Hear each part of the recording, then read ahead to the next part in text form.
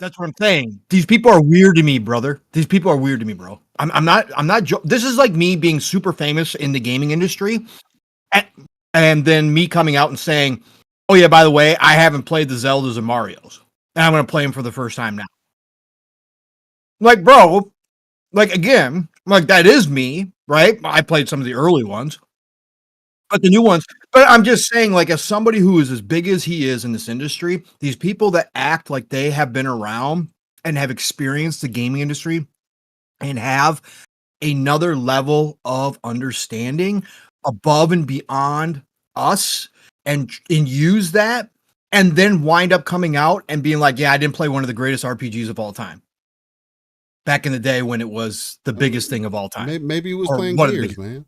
Well, no. And he certainly could have been. Again, there are instances where that's going to happen. I just think it's weird that some of the biggest people in this industry that have been around forever, that had access to all these games, all these games, right? They have access beyond the normal game, even the enthusiast gamer. They have access to games to play anytime they want to. They can go get a system anytime they want to. Never once touched on PC, Xbox 360, or anywhere else Oblivion. Like it's just really weird to me, but it is what it is, man. I mean, but again, that is me though. Still at the same time, you know what I mean. And maybe but if you are a different age group.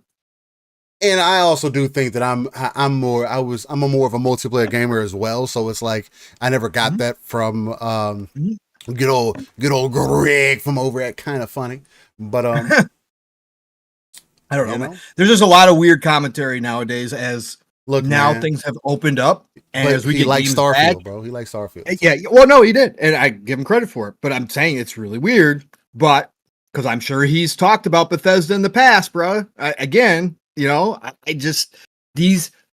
that get paid as professionals, I think that there's nothing wrong with holding them to a higher standard. I don't think there's anything wrong with that by looking at them kind of sideways and being like, what do you mean? Like, you've been this whole time acting like you know this industry better than the rest of us. And there's a whole lot we're finding out now that it just doesn't make a lot of sense where these people came from, man. It just really doesn't. But no, it is what it is, man. Is what it is. Is what it is. It definitely we'll talk about it. Does not. We got the pseudo intellectuals out here. So again, Clair Obscur is not a win for Xbox. So who said that? Well, what would cause them to say that? How is it not? A conversation with their chat. How is it? Oh, because again, this revolves around the whole conversation. There's no reason to own an Xbox. Oh, ignoring the fact that there's a whole group of console only players who want to be in Game Pass, and you can't get the console and Game Pass experience anywhere else other than being on Xbox and buying their hardware. I mean, yeah. But let's ignore that whole group, which is millions of people. Let's ignore that whole group and take the pseudo intellectual route and just say, oh, yeah, there's no reason. There's just no reason now. And avoid that, but act like you're smarter than the average bear. Oh, yeah. All right, man. Cool. But there can't be a reason, man. What you mean? Cool. You mean Clair and Oblivion are enough of a reason of a remaster? What? I thought just go get a PC. Problem, Paul. Just go get a PC, bro. I thought remasters were a problem. Now everybody likes a remaster. That group likes remasters. What are you talking about? No, man. All the Xbox dudes complaining about remasters and PlayStation getting all them remasters. That's why. Yeah. There's no difference between a 20-year-old game and a 5, 6, 8-year-old game. There's no difference whatsoever. What? None. What? You talking about? You mean a game from 2006, Pong? You mean a game that hasn't been touched in almost 20 years? Correct, sir. What? Oh, and one of the greatest IPs of all time. Oh yeah, on top of it. Okay. Oh, that doesn't count, man. I know. Nobody was excited about that. Who would want that? Who would want that? What kind of game are they? What kind of game? Who would have ever thought a guy like Steele wouldn't play something like Oblivion? Why would he try that out? Why would we put that in Game Pass? You know, even though he never played it before, you know, he liked Starfield, come to find out. Why would he try Oblivion? You know, there's no reason for it to be in Game Pass. Nixie, no, I don't think Phil has any anger inside of him whatsoever. So, no, I think he's like a chill dude. I think he's like he is kumbaya, Phil. You see that dog, that chill dog. That's Phil. He's definitely he's just a chill guy. Too chill for my liking, but whatever. It is what it is. So no, Phil didn't call me this morning. No, I'm fired up. The conversations this week, I think it's hilarious. I'm fired up because Steel hates Oblivion, and his generation is shit. So I'm just fired up all around today, and everybody. Plus, I'm hangry. That's why I'm off camp. We're gonna get into it. Plus, I'm hangry this morning. Like I told Steel, I had to eat. I'm eating off camera right now. Sorry, guys. But I promised myself I didn't bring enough food yesterday to work, and I went into fasting mode while I was shopping, and I was past my hours, so I didn't eat. I held myself to a higher standard last night and promised myself that I would eat, and then I wound up getting home late this morning from the gym, so I'm eating right now, but I'll be done here shortly. So no, I'm just kind of hangry this morning too. So we got a lot to get into though, Steel. Again, it's amazing how do 30 developers create something like Clair Obscur, Steel? It's just amazing, bro. It's a good question because throughout the history of video games, we've only had like 500 devs making these types of games. I just don't know how a studio with all the advancement in tools, Steel, with all the ease of use that almost every single system now is on the same language. I just don't know how it's done, bruh. I don't know how it's done. How can they not cost $200 million and take 500 people to make Clair Obscur? The deeper question is, how did 30 people get Steel to try out a turn-based game and potentially even tell the audience he speaks to that he might have found the in-between? He might have found the diamond that he might have been looking for to get those juices reinvigorated, that maybe possibly future turn-based games, if they implemented something similar, that there might be some additional. No, 30 people couldn't do that, man. This team from out of nowhere using Unreal, putting all their talent on the table. Nobody could do that, man. Shucks, man. It took $400 million to make Concord. So, let's ask the question, the dumb question of how 30 devs could possibly make that game. But let's not do real journalism and ask the wider, bigger question of how all the big places, all the big publishers have lost their way entirely when it comes to game making and caused this massive problem that they now have, which is going to lead to contraction. And if you wanted to get specifically, why don't we go review Ubisoft, since the vast majority of those 30 devs at Sandfall came from Ubisoft, which we've talked about a billion times here, Steel, when we talk about Ubisoft, the amount of talent that Ubisoft has.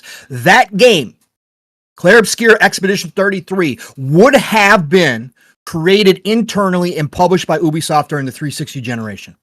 That game would have been greenlit under the old Ubisoft, under the old way devs made games. You think so? Yes, 1,000%. Go look at Ubisoft's lineup back in the day. Ubisoft would have greenlit that title.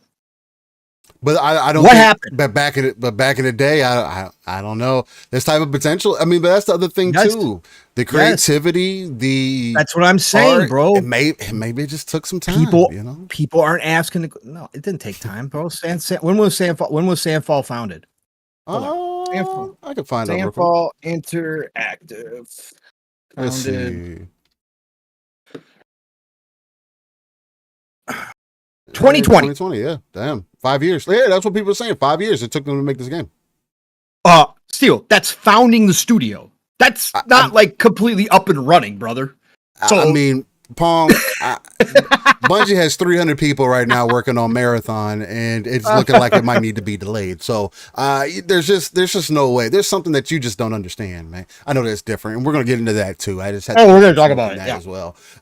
Seeing all the conversations that are coming off of Marathon, as you can tell, we're getting some quick hitters in there. As Pong is munching down on his food, and I do want to shout out real quick, Decado. He came in and he said, "These living split screeners, they need a little membership bag." And he dropped off 10 members to get nice and deep in that train that we like to start up here. What Paul like to say, added some cars to the back of that train. So shout out to everybody who is now a member of Living Split Screen. It just gives you some access to some emojis more than anything, so you can get active in the chat, participate. Maybe down the road we'll do some future content. I have been debating that if I did stream in the future, maybe I'll make that to subscribers only, but we still got to do some building first, I think. So that's neither here or there. We also had Yobi coming in for the 18 months on the Horde Devore tier with the golden loot, along with Decado saying peace, love, life, love y'all, bros. 2025, we up. That's what I like to hear, Yobi. Yo, hopefully, as you can tell, hopefully the camera's looking a little bit better. I had to go get my GoPro and set that back up. I don't know what was going on with the Razer Keo. But it wasn't acting right. So I'm not in stop motion anymore. So that's good to see. It was making me feel weird. You know, there were some moments where it's like, damn, I can't even record myself if I wanted to talk about anything because it looks complete ass. So, but it looks like we're back and rocking and good to go. So that's good. Then Decado came in with the 10 bones. He says, this week in gaming, the GOAT has been replaced by the GOAT. And Expedition 33 is absolutely wrecking me. Game in a year, and what a brutal story. I will tell you, those first 2 hours of that game, they did pretty goddamn good with that story. I am very interested. The concept of the supernatural being counting down this time that you guys have been at this for 67 years, I believe it was. Just the whole principle of that. And then as you're counting down the years, everybody of that year has that year to live. And then they die when the next, more like they get eradicated, I would essentially say, because they kind of Thanos snap away. And it's just the concept is interesting, how they pull you in the beginning with the girl that you have seemingly dated previously, and seeing how that entire interaction happened, and seeing how they choose to go with the story, bring some emotion in there. So that's really good, man. And then the combat is interesting. So then we'll talk about that, because it's crazy that it took this long to implement something that you would think would be the next step, right? To make those in-between moments more interactive. Because again, that's the main thing that I've always been asking for. Like, yo, turn-based, it's not for me anymore. It's too slow. It's not doing the things I would like to see. And I see people complaining about it as well, saying, hey, well, it's also very cheesy, right? Especially if you're playing on harder difficulties, because it just becomes a don't get hit by the boss kind of thing. So, and I get that perspective as well. And, oh, wow. Why did I swap back over? I love. Because I got a camera. I love when this shit does this. Just in case that was going to happen, because, yeah. No, you're good. It just fucking, that threw me off, because I thought I was going to keep it spot, but, I mean, we're in a freaking server now, so I don't see why it would be an issue. But now I'm mad dark, and I'm on the Pong Soul side of things. So let me pull myself back on over. I don't know why I got darker anyway. That's always interesting to me. Always freaking interesting to me. I mean, what I could do is, since I already changed that, I'll just make that, I'll put myself here. I'm gonna bring Pong down that way. My settings should be good to go. But Pong, man, if you want to shout out the chat real quick while I'm finishing getting this set up, I do have Oblivion gameplay for you guys in the background. You get to see me make my character. I did end up making a Khajiit, and I did really like the interaction of how people were treating you or acknowledging you. I do seemingly, and that was one of the comments that I made on X as well, is that seemingly in Oblivion pulled me in more than Skyrim did earlier on because of those types of interactions. It just seemed like they were speaking to you more so, and that you had more of an effect of what's going on around you or whatever. And I saw people mentioning as well that you're also not the main character technically in Oblivion. And I thought the concept of that was really cool too. But there's some things that turned me off, man. Combat mainly. There was some exploration stuff as well. Exploring caves and then not having anything at the end of the cave, or going through the cave and only getting resources, or going through the cave and dodging enemies or getting out of the way of enemies and them seemingly still being able to hit you although they're not close to you. Nah, man, bugs are bugs though. There's certain things like that you need. That's a bug, man. Hit detection is a bug. If the you have been spoiled spoiled rotten because you are a younger generation. I don't think it has nothing to do with that. Yes, it does. They never said they were revamping the entire combat system. They never said that, sir. But they went in and touched that. They went in and touched the animations. They touched up stuff. They definitely touched up the combat. That's what I'm saying. They did do more rigging.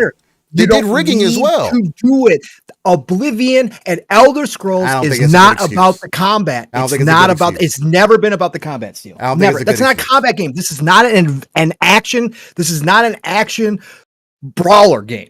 I understand. Not what this game is about. You're hung up on that point, and that's not my point. No, I'm saying it's one of the reasons that you didn't like it is because you're spoiled rotten by action brawlers. By fast-paced action, because combat to you, because you're a younger generation and you grew up in that space with better combat than we ever had in the older generations. Oh, yeah, you have a hard time going back and playing games with the old style combat, even though it was pretty much the norm outside of very specific titles that were action combat based, right? So that's what I'm saying. Like, you were spoiled rotten because you came up where there was better combat. So when you go back, you automatically have a little bit of a problem, again, as you are wont to do, because it is your style with the combat, and that turns you off a little bit right away. It's just an uphill battle from that point. But even then, when you even get over that hump, because you could say South of Midnight would have the same problem with the combat being extremely simplified. My issue more than anything is, especially in a game like Oblivion, is when you do have combat and the lack of, especially when you're bringing it to, when you're updating it, you're making it look newer and everything else. It's little things, just the interactions. It almost makes it seem like, okay, y'all were revamping this game or making it pretty, whatever the case may be. You remastered the game. There's just certain things when you're playing it, you would say, hey, if I hit this enemy and I back up from the enemy and the enemy swings, there is no reason why this enemy should still hit you, knowing and understanding, especially early on in the game, when you have shields, you're blocking, you're whatever it may be, you still take damage, right? Especially if you're playing on a harder difficulty as well. That's Elder Scrolls. And that's so easy to write it off. But when you're moving it, it's little things. I'm not saying that they need to revamp the combat completely. It's just so here's the deal. Hit detection is always a problem. But it's not, because those of us, the older generations, don't have a problem with it. It's because of the perception that you have of what hit detection is nowadays versus the way that we grew up playing most games. And I get No, because you're avoiding that. Now I will grant you this deal, because I saw your comment on X. We'll get into Oblivion talk when we're behind the scenes. I will grant you this, right? I will grant your perspective that this is a remaster from that point of view. I would still say this is very much, if they had called this, but I'm just saying, because we had this conversation about remaster versus remake, right? Yeah.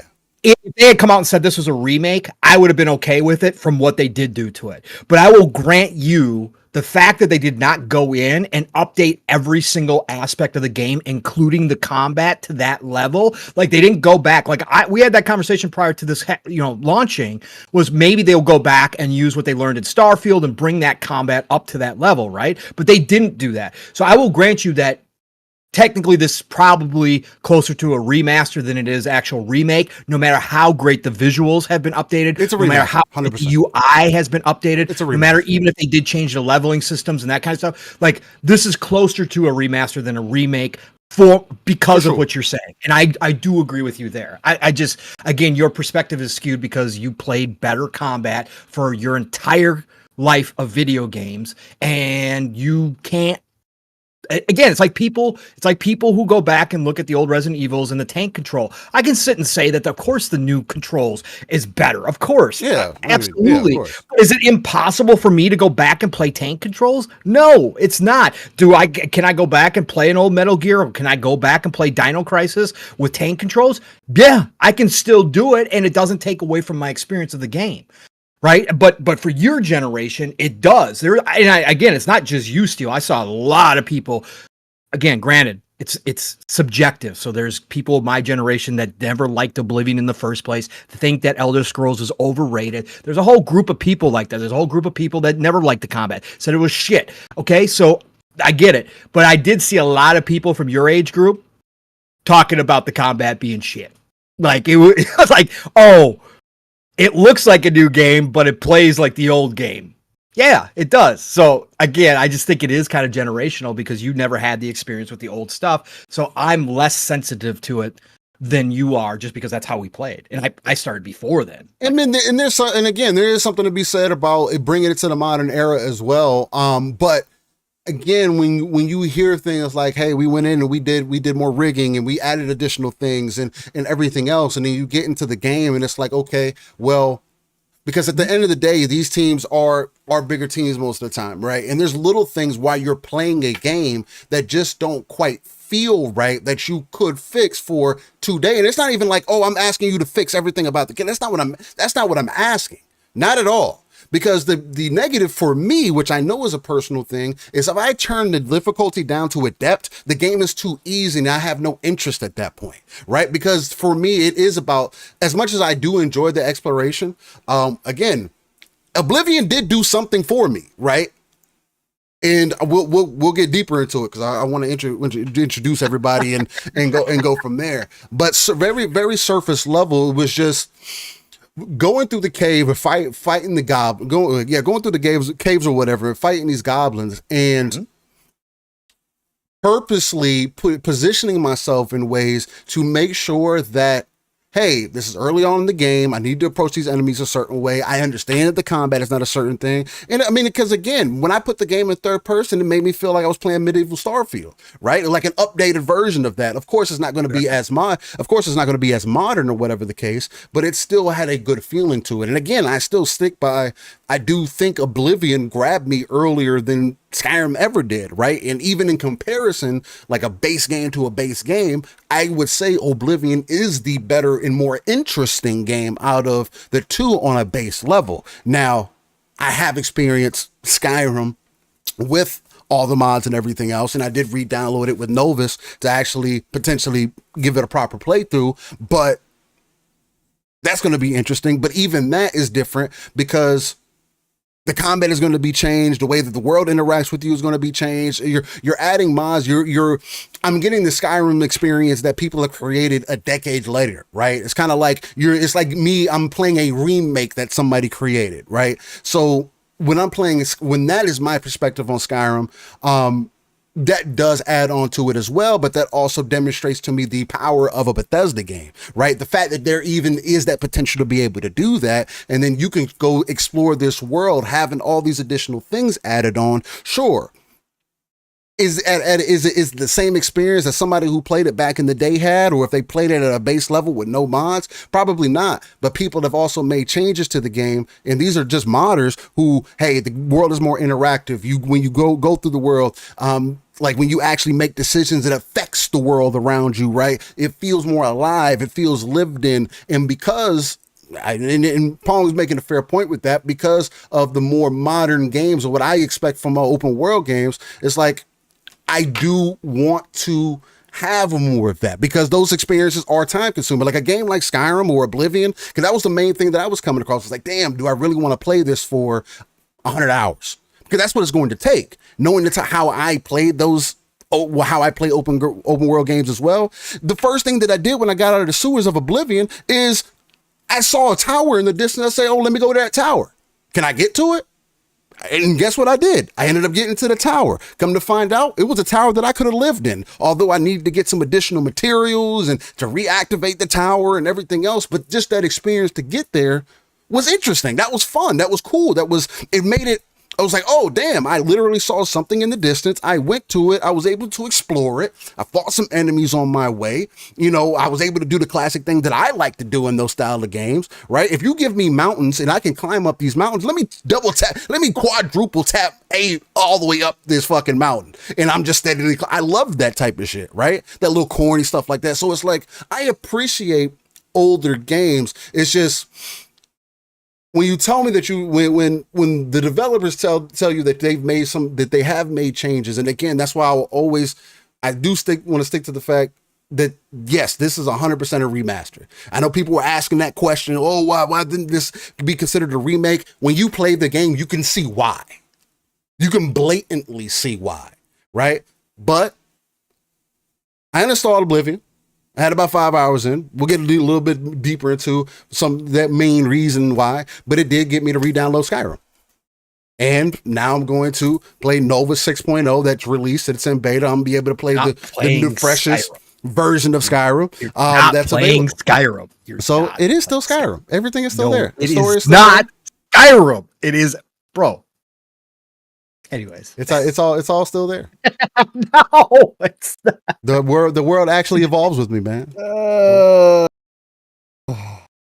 Anyway. Jasper says, also, I know you like to play it in third person, but in first person, the game just feels better in these games for me because third person was mostly an afterthought for these back in the day. Yeah, and I was swapping in between. I was doing, like, when I was climbing the mountains and stuff, I would go into first person, and I would be swinging my weapon around and having a good time in there. And then again, I think the first person was attractive like Avowed's first person was in many ways. It felt good, you know, it's like I'm open to first person, but I'm also not the super medieval dude. Like if we're going to go medieval, my version of that is going high fantasy medieval, you know, Final Fantasy type, right? Because that's the type of stuff that I typically end up being more attracted to, right? Not the slower pace. I'm this character and I'm building myself up. Like, you know, that's not traditionally. That's probably why I haven't traditionally played those games, again being a multiplayer game as well, but we'll get more into it. Ray says I can play Elder Scrolls any Elder Scrolls game vanilla with no mods, aka Oblivion and Skyrim. I hear that. I can't do it. I can't. I do want to still experience those games, but again, that's why, like, when Paul says that's not Skyrim, but again, but Todd also tells you that is the reason that is why they create the games the way that they do and why they're so open to modders. And I that's just like saying Fallout Miami or Fallout whatever is not. Oh, that's not Fallout. It's not though, and I've always agreed with you on that. No, it's still Fallout because you're still taking the premise of the game. It's a completely different version. It's a complete. Sure. It's not like a remake. It's not Bethesda's version. Yeah, it's like a remake. It's like somebody remade. No, it's like a dollar store version, except you would consider it better. But it is a ripoff of the original. And again, you can't say it's a ripoff if it actually makes changes in the game that make it, because Pong, you also wouldn't be able to tell me that if somebody took even the core experience of Oblivion or of Skyrim and they didn't make any changes to the combat or anything else. They just added all the other things to the game, like seasons, like better AI, like a more evolved world, and that world building around you wouldn't enhance the experience that you had previously in that game and make the game better for you and still keeping it how you enjoyed it, how you remember it, but there's more added on to it. It's like somebody added an expansion to it. But it's not an expansion that Bethesda did, right? Because obviously Bethesda doesn't have to do that when they have people who are fans of their games, who understand their games and want to flush it out more, right? Make it feel more lived in. And I think, like, if Bethesda had all the time in the world, that's probably something that they would do too. Hey, let's make the world feel more lived in. But that's not what they go back and do, right? Which I think is also a problem from these bigger teams, because it's like, damn, well, if all these modders can enhance your game coherently. I'm not talking about, like, you don't have to go to my level with it. My level could be an option, right? Hey, let's make, Steel wants the more Soulsy style combat. He wants to be able to fight these enemies. Cool. That we have modders who do that. But for people like Pong, we want to take the base experience and we want to take it up to 20. Right? Make that if he still wants to play the base game, great. But guess what? As he's progressing through this base game, now everybody that you talk to is going to have an evolved conversation. They're going to give you additional detail. They're going to feel, when you meet them later on, they're going to say, yo, Pong, I remember when you did this, we went to this battle and we did all these things together. Hey, is it cool if we go on this journey? And they're going along and they're starting missions with you organically. You know what I'm saying? I think that just enhances the core experience that you had before. I wouldn't call it a knockoff. That's almost, it's like you're shitting on the people who are trying to enhance the experience. You know what I mean? No. Like Laura said, it's like fan fiction. Yeah. That's fair. I like that. Okay, well that to me is cheap. Like I would never read Star Wars fan fiction. It's garbage. But some of it was really good. You could consider Starkiller fan fiction. That's not true. Even though it was, officially licensed. But they retconned it. Oh, of course they did. So, of course they did. But I'm just pulled into main lore. Let me not deal in absolutes. Not all of it's bad, and obviously not all mods. Do I feel that way about all mods? I'm just saying, I would rather experience it in the original light at least once before I ever mod a game. I still have not. I have access to all mods. I still have not modded any games.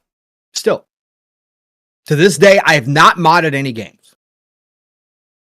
I would rather play the original Vision first before I mess with mods, right? And I guess that's my point. Like, I'm not against modding. Of course not.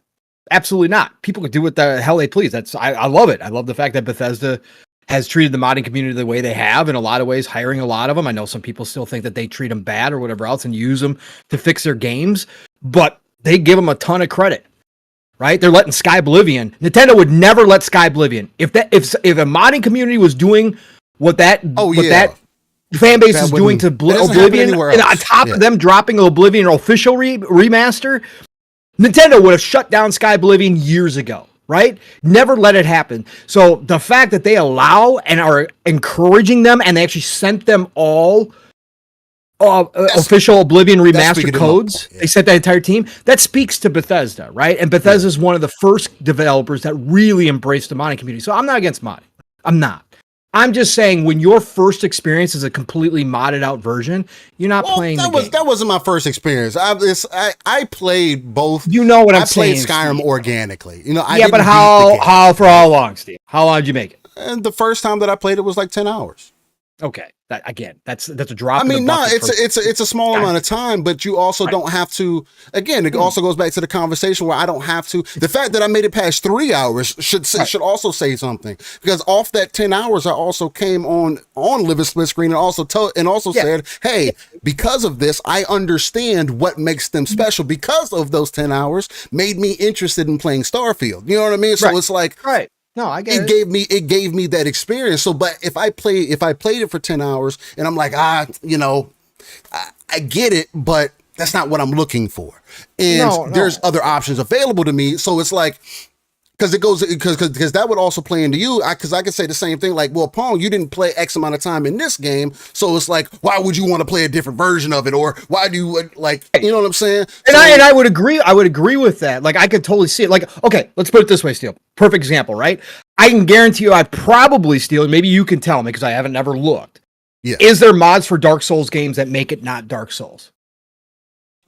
Yeah, it makes it more It makes it more animified. Yeah. Sure. So if I wouldn't play those, I would not be playing a Souls game. No, you would. Well, you would still be playing a Souls game. I'd be playing technically the title Dark Souls. See, but I would not be playing as the original intent from the developer, right? No, and I get that, but it would be also different. So if I walked around and wait, hold on. So if I walked around in this community and said I beat all the Souls games, and you knew I modded them so that they weren't Souls games, you'd be cool with that? But see, but that's a misnomer, because if you beat those games and then told people that you beat those games, knowing the type of games that Souls games are, knowing that you used mods, like I don't. But I'm saying they fundamentally changed the game. They do, right? And I'm not talking about just the visual. At that point, it's like, obviously, I'm not talking about visuals. You couldn't leave that out of your conversation, though, if you were talking about it. You couldn't just say, "Oh, I beat the Souls games," and that be the end of it. It's like, no, well, I beat the Souls games with mods because that changes the experience. But there's also the thing with Souls games where there's the toxic side of it, where people also feel like you can't use the shit in the game because that's not a Souls game. That's not what makes it Souls. I totally understand all that. I'm just giving you a perfect example. And I totally understand, right? I get it. I get it. I'm just saying that I'm just trying to give you a perfect example from my side if I were to do it, right? That, yes, I could claim it, right? I could say that I played Dark Souls or that I played, Sekiro or whatever. Say you played But modded. did I really, outside of the title? Yeah, because you still got to fight the bosses. You still got. But if I modded out, right? There would just be a prefix there. But if I modded out the intent, then I'm not playing the actual game. And that's my again, I'm not talking about visuals here, right? Again, visual mods and all that kind of fix, like whatever, that shaders, all that shit, go for it. Like that doesn't, but the original experience includes all the imperfections in the game as well, Steel. The original game, playing through the original game. And I've never said I'm playing, I've never said I'm playing the original experience of Skyrim. You know what I'm saying? And I'm not claiming that you did. What I'm doing is giving you an example as to why I say you're not playing the game. You're not playing the original game. You're not playing the actual game. And I always say, that's why I always say Right. And that's why I was trying to get a better, I was trying to give you a better understanding and the listeners a better understanding where I come from when I said ripoff or, again, it's like Jasper's got the fan fiction line was much better at describing it. It's just an alternate version that's not the original intended version. And I said, for me, I want to play the original intended version first. Like I want to see what the devs originally intended, all the good, all the bad. Because games have never been perfect and probably never will be. We might get better as AI comes along, but the charm, and again, we can sit here and argue about this, and people will argue about this all day long when it comes to Bethesda. There is a charm to the bugs in Bethesda. There is a charm to the janky ass combat in Elder Scrolls. That's why when they did the whole video, they didn't. Did you see them shy away from it? They leaned into it. They said, even Todd goes, "We left the interesting parts in as well," right? He knows that if you take that's a part of the soul of the game. It's part of what all the clips you saw of people posting of the old bugs reappearing in this game, where people or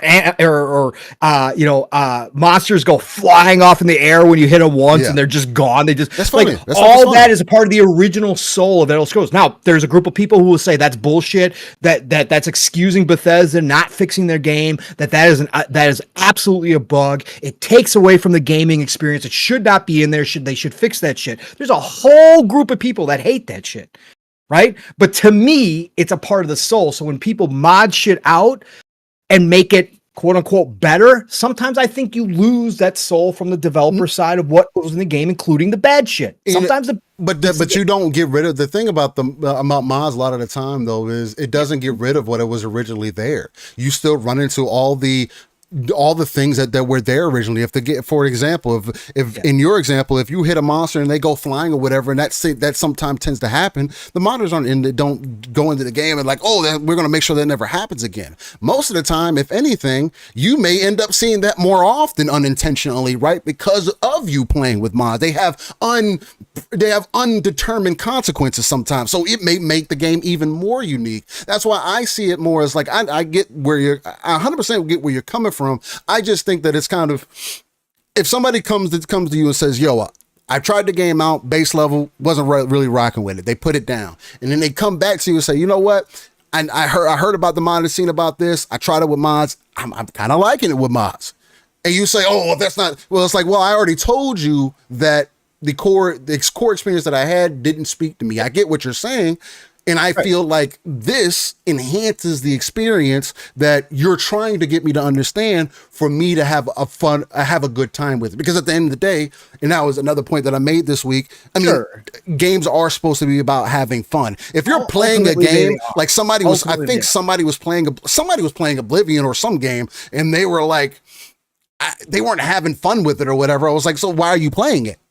Right. Why did you play it for 10 hours if you weren't having fun with it? Oh, I heard people say that doesn't make sense. Like, to me, that doesn't make a remote bit of sense, because why are you sitting here trying to force yourself to get through something just because of whoever's conversation, right? Like, I don't see that. I know other people do it. And again, we've talked about here plenty of times what makes Bethesda special and why they are unique in the space. And again, if people don't see the bugs and stuff that they have, like for an example, if I'm using the hit detection as an issue, sure, that could have been a thing back in the day when game from then, but it's like, look, it's something small that if you were playing your game you would notice. But again, it does just speak to it being more of a remaster. They didn't touch those things specifically. They touched other things, which is cool. Correct. But it's like, okay, but that's going to bother. If I have to continue bothering that, and there's going to be more difficult enemies that you're going to go against, more involved enemies that have magical abilities.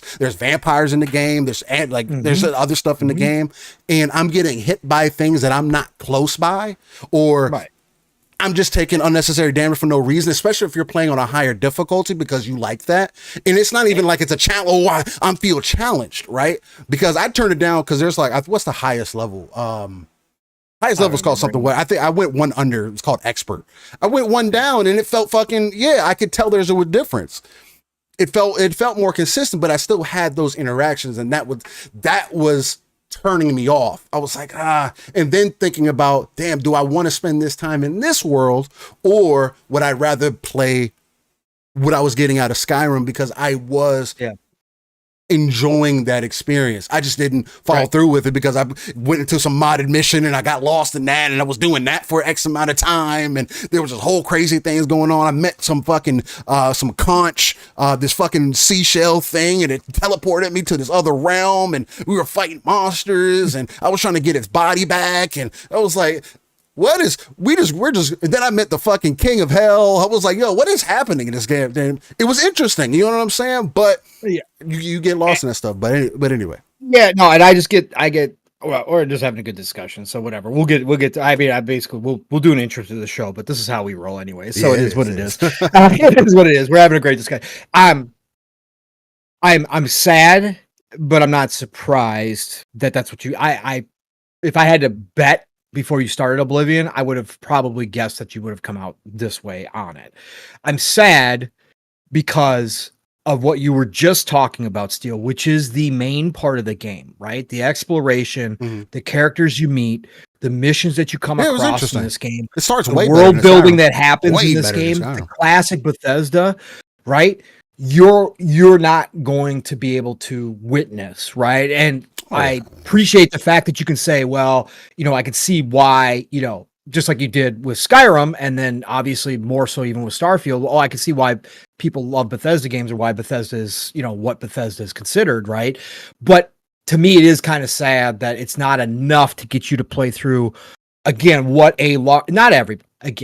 there's a huge group of people that hate. There's a lot of people who take 500 hours to finish the goddamn game. So it's there's people that have thousands of hours in this game, just playing around. Yeah. And for me, it's not even about the hours. You know that, right? I love these games as much as anybody within Bethesda's fan base. I'm a Bethesda fanboy.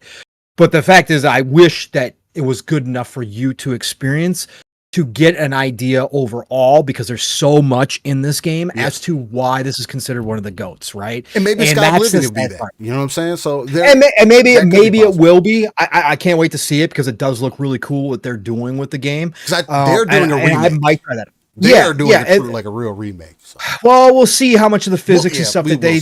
I mean, because again, there's Skyrim fixed some things, but it's not like it was a generational per se leap when it came to combat over Oblivion. Like there was still a lot of jank with Skyrim as well, but that's a part of Bethesda. But again, I'm sad, but I'm not surprised that you came out of Oblivion this way. I'm not, because I know you well enough, and I was excited because I thought, ooh, maybe, but I figured the combat was definitely going to be one of the tripping spots for you for sure, because I kind of saw from the videos that we had, that they weren't going to really fix a lot of that shit. So, and then I sat down and I fired up right away, and I was like, okay, yeah, they left a lot of the jank here. Like it's a lot.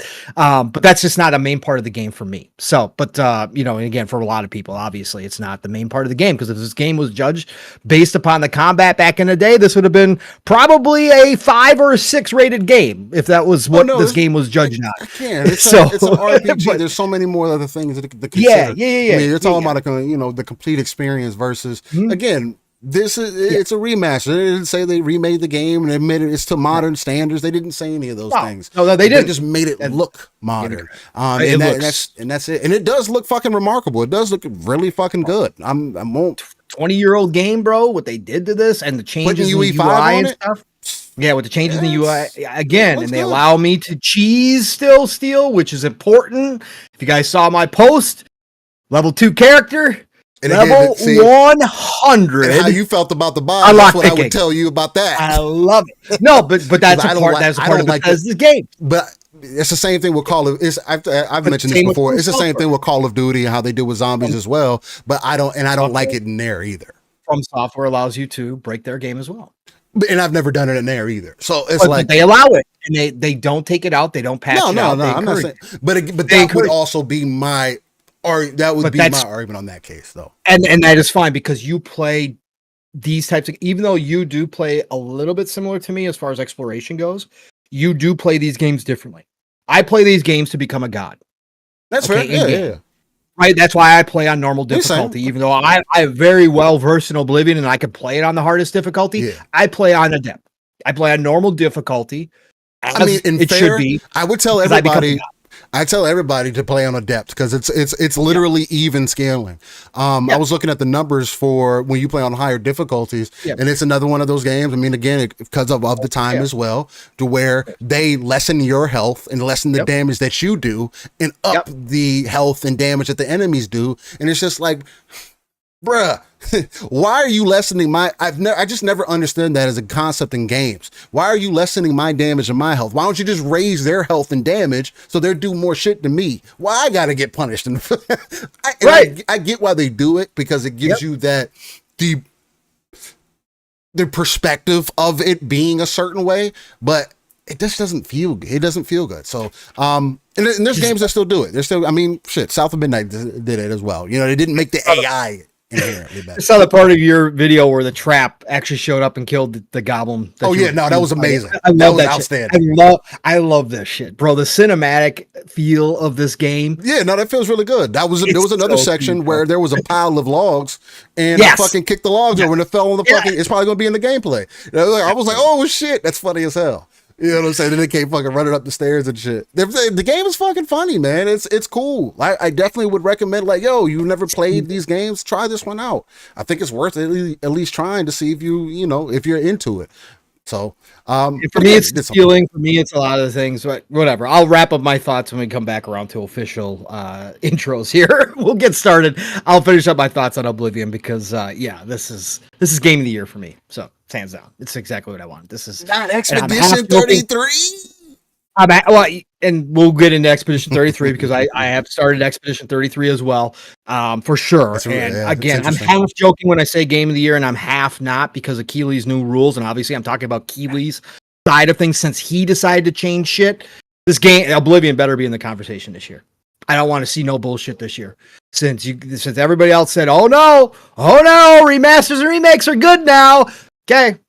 All right, I better see this one in the conversation, at least nominated. I'm not saying it has to win. For me, it will be my game of the year, no matter what else comes out this year. I really don't give a fuck. Nothing's going to beat this. This is GOAT level stuff here coming back in 2025. But we'll see. Yeah. We'll see. Yeah, we will see. Hey, again, we got our Oblivion conversation going. So there's that.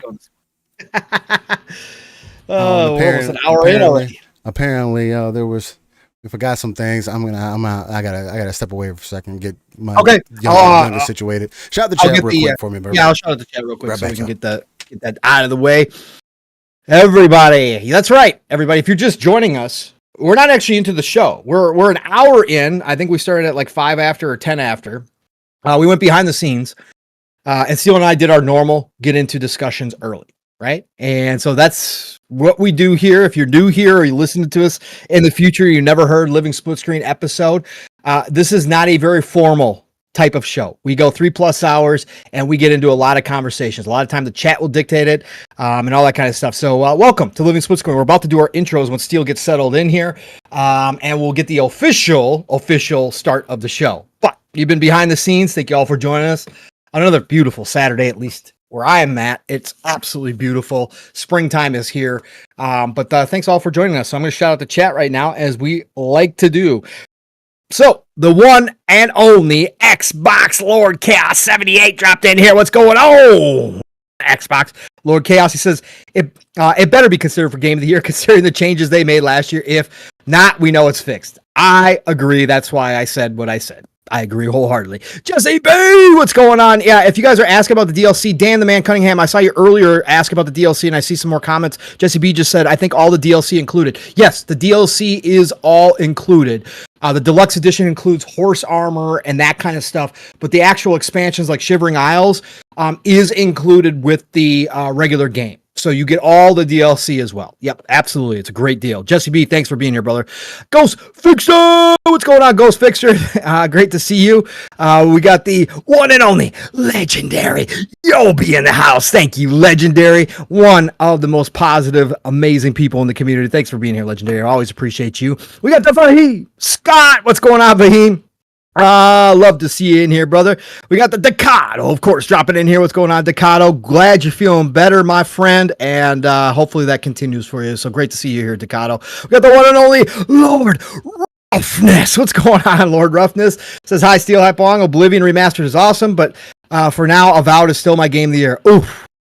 Complete opposite, Lord Roughness. Complete opposite, sir. Again, going back and playing these games. I put 80 hours, Lord, if you didn't hear, I put 80 hours into Avowed and uninstalled it.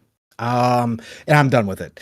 I won't be going back to it. And playing a game like Oblivion really highlights a lot of the things that were missing from Avowed for me. And that's coming from an Obsidian fan who is very, very hyped for Avowed and very hyped for Outer Worlds too. But Avowed did show a lot of weaknesses when it comes to the RPG aspect of things and some other things, story, writing, acting, etc. Just not up to par with where I need it to be. But anyways, I'm glad you enjoyed Avowed. A lot of people enjoyed Avowed. So I think we are seeing the return of greatness when it comes to RPGs, and we're going to talk about another one in Clair Obscur. We are seeing the return. And RPGs are, well, not that they ever died off, but I'm saying overall the complete form of the genre when it comes to turn-based JRPG, Western RPG, action RPG, over the past 3 years, we have gotten so many freaking fantastic games from all parts of the RPG genre. It's dominating. Like, it is literally dominating. So, yeah, great to see you, Lord Roughness. I'm glad you stopped in. Tim, Lord. The Sorcerer. What's going on, Tim? Yeah, Tim, I picked up the deluxe edition, obviously. $10. Yeah, are you kidding me? Of course, of course, man. The horse armor. Are you kidding me? Let's go. We gotta have it. Tim the Sorcerer, thanks for being here. We got that one and only East Side Vando. What's going on? East Side said Jeff Keighley just called. No remasters in Game of the Year this year. I would not doubt it. I would not doubt if there's another rule change. I would not doubt it, East Side. That's how Jeff rolls. F Jeff. Anyways, MG. What's going on, MG? We got the one and only Bigum. He says, don't forget, if you own the OG Oblivion, you get a special offer to buy the Oblivion remaster for just $9.99. That's interesting. I didn't pop up in mine, but I haven't looked, I guess, because I was just playing through Game Pass. That's interesting, though. I'll have to check that out and see if that happens. Who else we got in here? Oh, well, Leonardo. What's going on, Leonardo? Great to see you. Said Avowed is trash. Those auto-tracking missile melee enemies are super annoying. Yeah, I talked about that. Yeah, Steel talked about it because Steel was playing on a high level again, of course, as he's wont to do. So it's a totally different experience. But yeah, we talked about that. Avowed, I would not say is trash. Avowed had a lot of good things going for it. I think there's a real good base there for them to build upon, but it did. Again, it didn't meet my expectations for an RPG. They trimmed it way too much. And again, we don't need to get back into Avowed, but I think if they get another go at Avowed, there's a chance that they do something really good with that, with that IP. So, let's see here, but I appreciate you being here, Leonardo, for sure. Thank you for dropping in, man. We got Ray Oid. What's going on, Ray Oid? He says, who could pass up new horse armor to Oblivion? Not me, sir. Not me. I can't pass that shit up. Who else we got in here? We got, let me scroll up here. I think I got everybody down here. You guys are freaking amazing. We got the one and only, of course, Nixie. What's going on, Nixie? Pong says this now until he comes across the DOA Oblivion mod. Nixie, I'm telling you, I've had access to mod. There's a lot of things that I've seen where I'm like, yo, I would totally enjoy like modding that in. But I'm just not to that level yet on PC. Like I just don't care enough. Now we'll see. Stellar Blade is coming to PC. We're going to see what kind of mods show up for that. I'm just saying that might be the first one, but we'll check it out. But yeah, again, modding to me, it's cool if you want to do it. And I obviously understand the appeal. I'm not against modding at all. I love modding, and I think it's great that people do it. But we'll see. We'll see what the first mod is that I do. Who else we got in here? We got Ray in the house. What's going on, Ray? Thanks for dropping in here. Good to see you. We got the one and only Andrew. What's going on, Andrew? Andrew came out of nowhere and said, I played all of Guardians of the Galaxy because of all the praise. I hated almost every minute of it. What? Just kept waiting for it to get good. It did not. I disagree. Damn. I like that game a lot. It made me care more about Guardians than any of the movies did. I played it I actually own it now because I got super cheap on PC when I got my PC, but I haven't gone back to it. But I think I played 10 hours of Guardians of the Galaxy, and I understood why people liked it. It was very, very well done, in my opinion. I was actually trips too. I'm not the biggest Marvel fan either, so you guys know that. So I'm not the biggest Marvel fan. They really good with the music. They did great. The with all that was better than expected. Yeah, especially the combos and stuff that you could do with your teammates. I found it to be a pretty good game, but I totally, Andrew, hey. And that's what not every game for every person. That's the way it is, man. Let's see here. Who else we got in here? Dan, the man, Cunningham. What's going on, Dan, the man? Great to see you in here. We got the Ron Slusher. What's going on, Ron? Great to have you a part of the show. He says, I guess everyone forgot about Monster Hunter Wilds after this packed week of gaming. Incredible, isn't it? And I still have yet to go back to Monster Hunter Wilds, and I am embarrassed. I'm upset. I paid full price day one. Monster Hunter Wilds, super hyped, gonna get into it. Played like that first weekend. It's only gonna get better over time. It's only hours. Yo, and I still have not gone back to it. And now, I don't know when, Ron, but yeah, it is kind of wild how fast the conversations can change, even off of a game that was getting massive praise, massive numbers. Now, I still have people posting Monster Hunter Wilds content because I did like a lot of it and retweet a lot of it.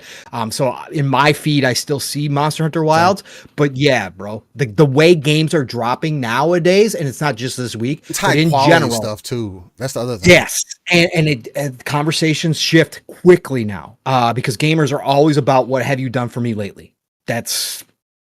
Gamers are like that more than anybody else. So, it becomes the latest, hottest thing going. Who else we got here? Cyber Gunter. What's going on, Cyber Gunter? Says life is short.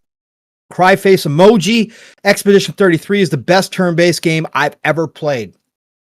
Again, there's a lot of, but there's a really lot of people, who are starting to come around to that. Again, we'll talk about it. I got to play more, but I can see why some people are coming around to this. So we will talk about it. It's a tough call because, again, things in the moment seem a little bit better sometimes and then we forget about what the past really was, but I can see why, Cyber, and I'm glad you're enjoying the hell out of it. A lot of people are. Game on, Jesse. What's going on? He says, hello, inmates. Ooh, that's a new one. Masshole comes in with the sup nerds, and now we got inmates. Yes, we are the inmates running the asylum around here. Let's go.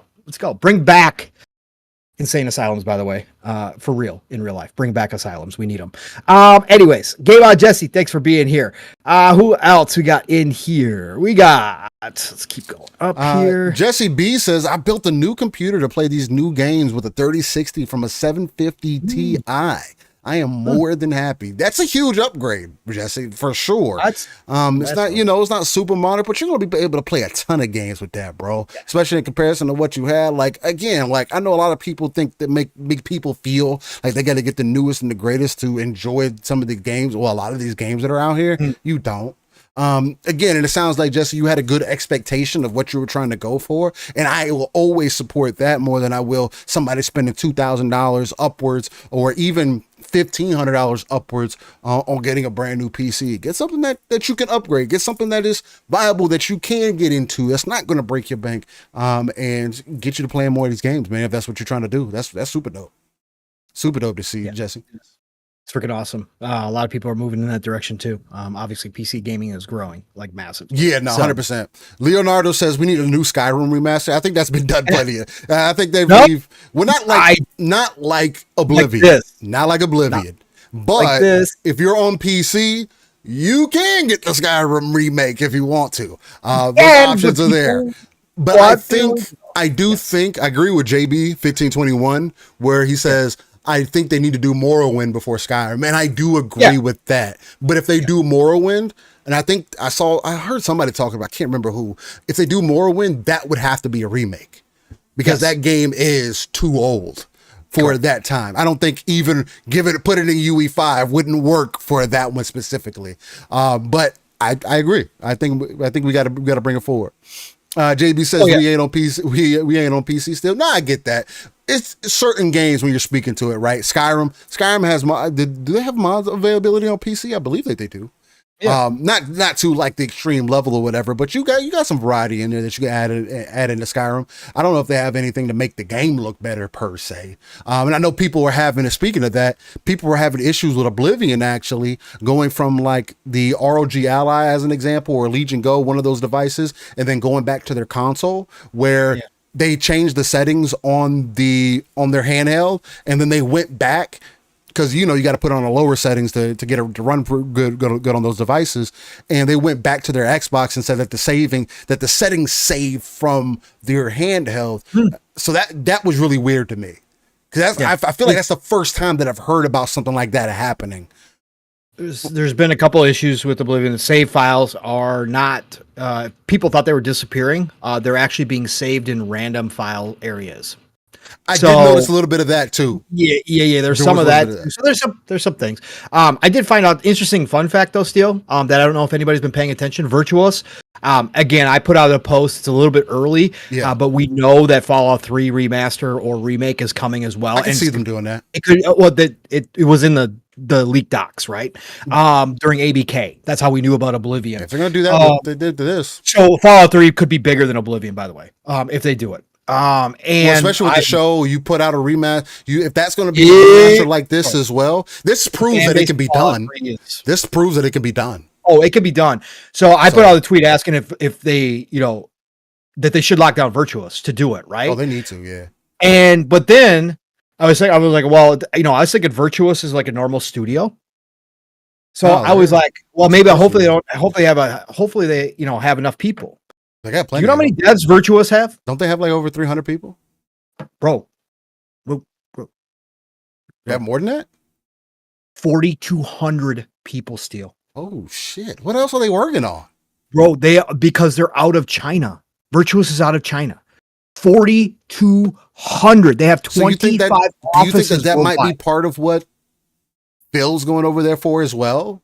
That would make sense. I mean, the way that they handled this in conjunction with Bethesda obviously helped here, but again, they didn't expend a lot of it. The studio, that's just one part then. Yes, and they have 25 offices across the world, so it's not just China, right? Yeah, these guys were based out of what? Wasn't it Paris or whatever? Yeah, France. Yeah, France. Yeah. These guys were based out of France, so. Yeah, I'm pretty sure these guys were based out of France when I saw the video. So again, Virtuous can handle projects. And the way that they handled this, give them Fallout 3. If it's not already a signed deal, it should be a signed deal. Like they should already be working on it. Like this is a done deal. If this can be, depending on how long this took to get done, Fallout 3. I mean, and again, but it has to be, and it may not be from the same studio because again, the other thing too, the only pushback that I would have on that is that you would need a team who is passionate about doing it, as you could tell that this team was about revamping Oblivion. You know what I'm saying? Fallout's massive, bro. You'll find a team at Virtuous that loves Fallout. Trust me. I mean, if they can get it done, it's in UE5. That's the other thing too. We're finding out about Unreal. Why is it working so well? Sure, it's ballooning game size. Still got stutter problems. Huh? Still got stutter problems too. But well. But I mean, it fucking especially when it's loading assets in and stuff. That like you can tell. But the fact that you're even able to do this and it work as well as it does on older games, is this one of Xbox's like kryptonite moves that they can use for other things in the industry, right? If you have the ability, like what if they did this with Prince of Persia? What if they did this with, you know what I'm saying, with Splinter Cell? They say, hey, we're going to remaster Splinter Cell. Put it in a UE5. Yeah, I'd be curious. Again, I'm not the tech guy, so I'd like to understand. But the fact that they could overlay Unreal Engine on top of Creation Engine, like they said, like the Creation Engine was like the brain, and Unreal Engine was the body. Yeah, I like how they reference that. I like those two to work each other together. Like I want to know how that happened. Like how this smoothly, where you keep all the entire integrity of the game. Yeah. Yes, but you just have this massive visual update. Like it's incredible, bro. And they did such a great job, man. Yeah, it's really impressive. I mean, yeah, Fallout 3 is gonna be huge. Again, Ninja Gaiden's another one that's another one that they did really fucking well with, as far as like bringing it forward. And it does play again. You held the core of the game together. Yeah, they made some other changes, and it being black, that's also another unique thing. But yes. Yeah, it's crazy. Gaming is a really interesting. It just gets more interesting as we keep fucking moving forward, bro. It's gonna get crazy, especially if Xbox and Microsoft figure out that whole plan that they've got, where AI can rebuild the original games that are lost to time and rebuild them and make them playable on any system. What else can it do, brother? A true crime UE5. That would have to be a remake. Yes. I think that would. I think you can do a remaster. You might be able to do a remaster on that. No, you have to do a remake. You think so? Can't control. It's old school Grand Theft Auto controls. You would have to update. People would hate it, bro, if you brought it back. Oh, I mean, yeah, I see what you're saying. It's pretty bad. So, but no, it'd be great. I'm all aboard true crime. I think they should make it a main IP. I don't care if Grand Theft Auto's out there. You can have a little brother to Grand Theft Auto, and you'll be fine. Yeah. Yeah. So, let's see here. I'm almost done with the chat here. Brother from another Psychonauts holding down the front line at GameStop, the one and only brother Psychonauts. He is absolutely loving Clair Obscur Expedition 33 himself. Too, yeah. Brother Psychonauts, great to have you showing up here in the show, sir. Who else? I agree, Nixie. That Battle for Brooklyn does look good from Division 2. Battle for Brooklyn. Yeah, there's a DLC. That's their new DLC that's coming. We're going back to New York. Oh yeah. I didn't even pay attention because I don't want to hear about Division 2 until we hear about Division 3. Ubisoft ruined it for me when they fucked around and brought it back and then decided not to bring it back and they brought it back again. Supposedly the person who was the community manager for Division 1 is now leading the team and so let me know when Division 3 shows up. Let me know when Division 3 shows up. I'm done. And they didn't bring back winter, they went fall again. Bring back fucking winter. How hard is it, Ubisoft, to do what your fans want? How hard is it? I don't understand Ubisoft. So they're working with those fans. Oh, they are so desperate. How hard is it just to do what your fans ask? I don't get the this. Fans want Skull and Bones. We're going to be stubborn because the fans keep asking. Why would you not bring back winter? They got Skull and Bones, man. What do you mean? The fans loving that. I'm talking about Division. No, man. Anyway. Rescue Squad call. So frustrating. We're going to talk about Ubisoft. Scott Gamer Dude, what's going on? Welcome to Horde of Wars. Thank you for being here. We got Delroy. He says, yo, been a minute. Just dropping by to say hi from Malaga. And I'll catch you all next. Oh, okay. Well, everybody doesn't know Delroy is a complete world traveler. And I don't know officially what he does, but he goes everywhere. Like he's all over the place. Dell's a fucking. It's crazy. He's Indiana Jones. I think he is actually Indiana Jones. He might be. Either that or he's working undercover. Cold Start says Sleeping Dogs is true crime. A lot of people don't know that. Yes. You know what? Mentioning Sleeping Dogs, that's the one that needs a UE5 remaster that could be brought up to date and would still play well today. Again, not listening to fans. How bigger 100%. Of a fan base do you need than Sleeping Dogs? That's the easiest one, actually. Like, how could you not do number 2? Like, I don't. Again, common sense in this industry. Why these big publishers at this point is a lot of what I'm talking about. And I don't care. You can say you don't know the ins and outs. You're not a part of this industry. You can gatekeep all you want these conversations, try to be pseudo-intellectual and try to tell me it's bigger than this. It's bigger than that. There's a whole lot more involved. It's fucking video games. It's entertainment. And if you're not going to listen to what the fans want, then you guys are going to put yourself in these positions. If you're going to overspend, overdevelop, create these monsters of cycles, development cycles that you can't wield anymore, and you're talking about $200-400 million budgets, 4,000 developers to make Assassin's Creed, 2 hours of credits to make Assassin's Creed Shadows over 6 years, that is your fault, and I don't care. I have zero sympathy for these publishers or these developers, the heads of the developers that have made these choices in this industry to go this route. Listen to the fans. The fans are telling you, and this is specifically for the Western developers right now. The fans have told you what they want and what they don't want, and you continue to see it time and time again, and you choose to ignore this shit. And you choose to be stubborn about it, and you choose to think that you are a better person or a better studio or a better publisher because you're going to hold yourself to some imaginary virtuous standards and not give gamers what they freaking want. And it's bullshit. And again, I'm over the hill. I'm on the other side of the hill. That contraction needs to happen at this point. I'm sorry. These companies need to learn the hard way.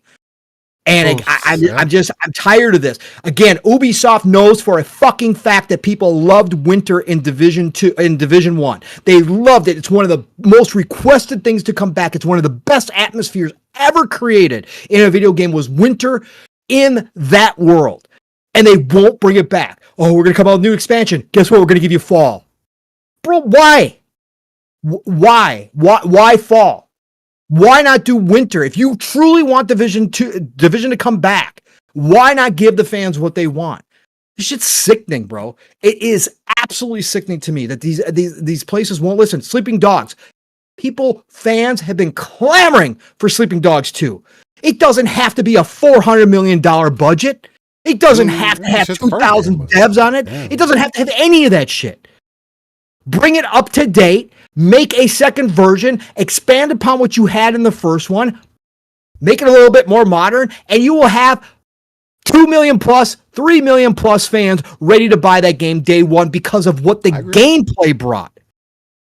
What the gameplay brought. You guys have forgotten what made gaming great back in the day. It wasn't $400 million budgets trying to sell 20 to 30 million copies of a game.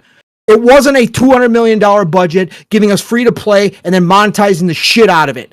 That's not what made gaming great. What made gaming great back in the day was selling about 1 million to 10 million copies on the high end of a really cool ass game that gave great gameplay and wowed some people and gave us a great story, gave us some cool factor, some sexiness, lots of explosions. That's what sold games back in the day. And you guys made them for ultra cheap with teams of 30. The original Oblivion was made with 70 people at Bethesda. And that was across all devices that spoke different languages, and you guys had none of the tools you have now. You were writing the code from scratch. True. That's a good point. It's garbage to me. Sorry, I got on my rant that I was going to say for later. Anyways, I'm in the mood, folks. I'm in the mood. This week has been crazy to me with the conversations out here going on about these games, bro. I'm almost done with the chat. E-Rakes! Thank you for being here. He says, Expedition 33 is a huge win for Xbox players. Their identity game is amazing. And day one Game Pass win. Absolutely ranked. Agreed. Happy Cloud Gamers in here. What's going on, Happy Cloud? Says, with Switch 2 costing $750 in Norway and 110 used for exclusive Switch 2 games, I'm glad to just be enjoying Xbox Game Pass. I mean, yeah. If you don't need those first party Nintendo titles, and you're not I don't need the first party Nintendo titles, then yeah, we're good, man. We're good. If you're not looking for that, then yeah, it looks great, doesn't it? Happy Cloud Gamer also went on to say, I was crying watching the Oblivion remastered. I remember buying Oblivion on my 360. The Oblivion was the first Elder Scrolls on console as well. I was at work. I did not get gator tears this time around for the Oblivion remaster, but I had literal goosebumps when they first showed it off. Like when I was watching that at work, I had literal goosebumps, huge smile on my face. Download it. Yeah. Bro, I was like, I'm back. We are so back right now. I think that's the entire chat. Appreciate y'all for being here. Again, it's one of our irregular beginnings of the show, but here we are, man. 90 minutes deep, and we just been getting nothing but pure, unadulterated energy to the chat. But if you guys didn't know, and maybe you're new, or maybe you're not, but this is Living Split Screen, a non-console centric platform talking about everything going on within the gaming industry.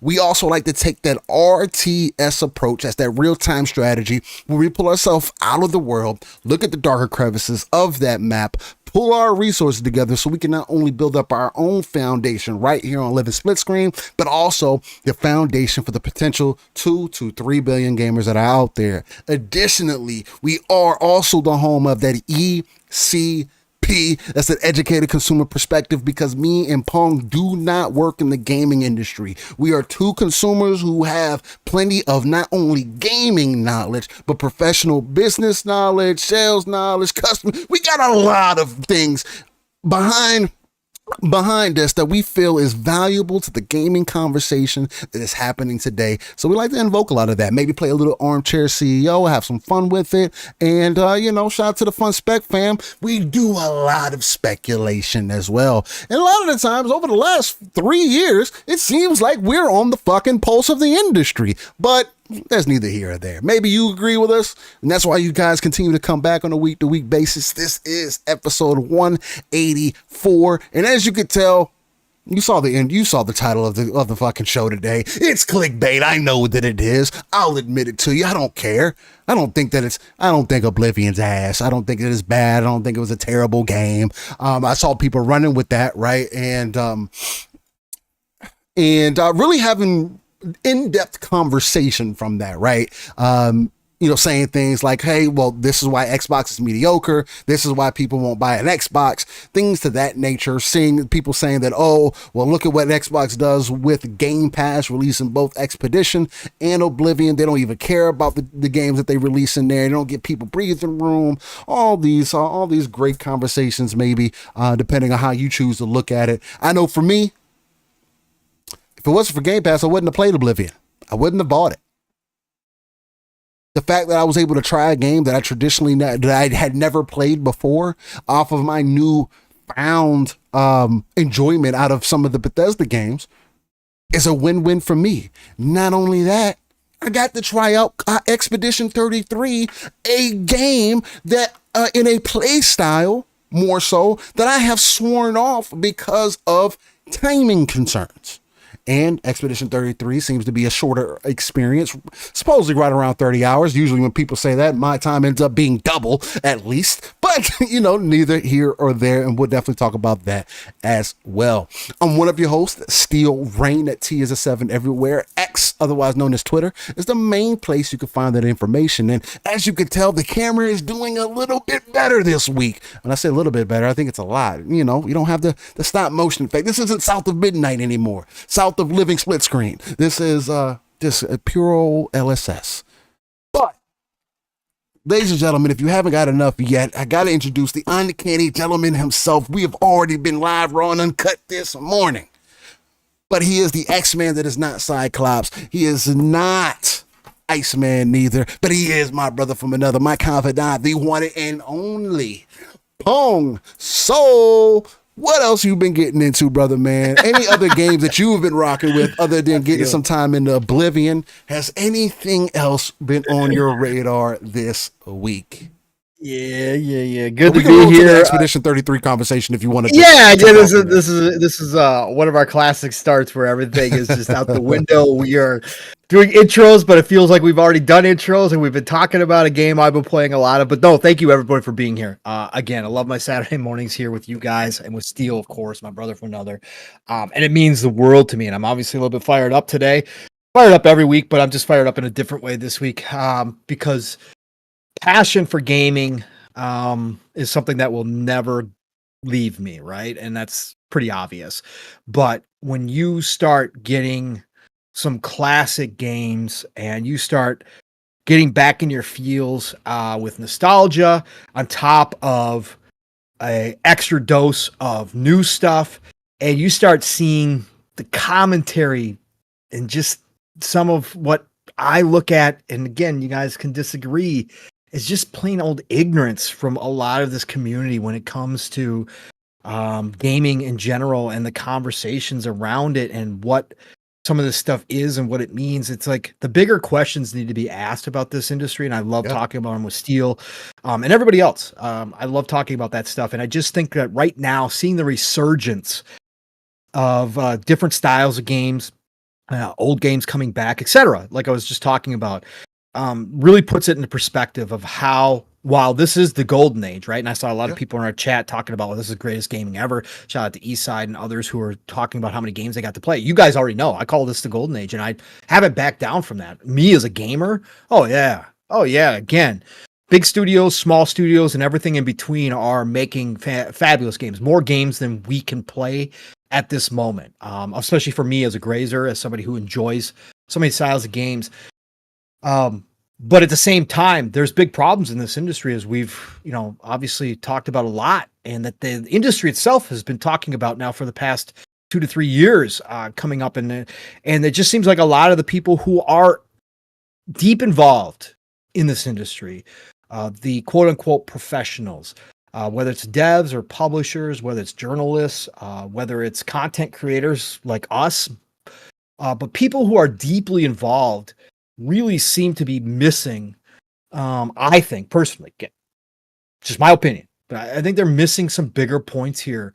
And I think it's blaring. I think it's glaring, I should say, when we see some of the stuff coming out from smaller teams, or we see a remake or a remaster of a legendary IP come back around, and what it means to people, and what it strikes, what chords it strikes within gamers, that a lot of very expensive modern games don't strike.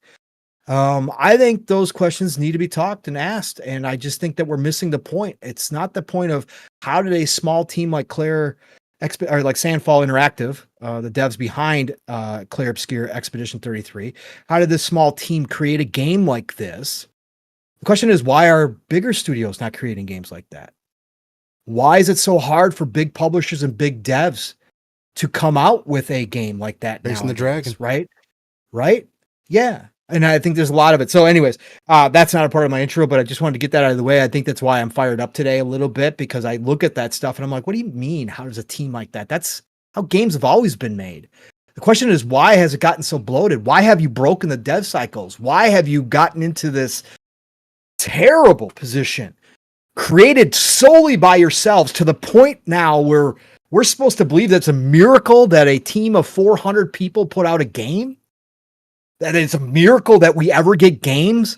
No, it was a miracle back in the day that a team of 70 developers at Bethesda could create a huge ass open world with as many mechanics at work as Oblivion and get it to perform well. I say get it to perform, but PS3 was almost unplayable. But anyways, across all different platforms that spoke different languages. That's a miracle, right? They figured out how to get the Xbox 360 to reset itself while you're playing the game. Creative.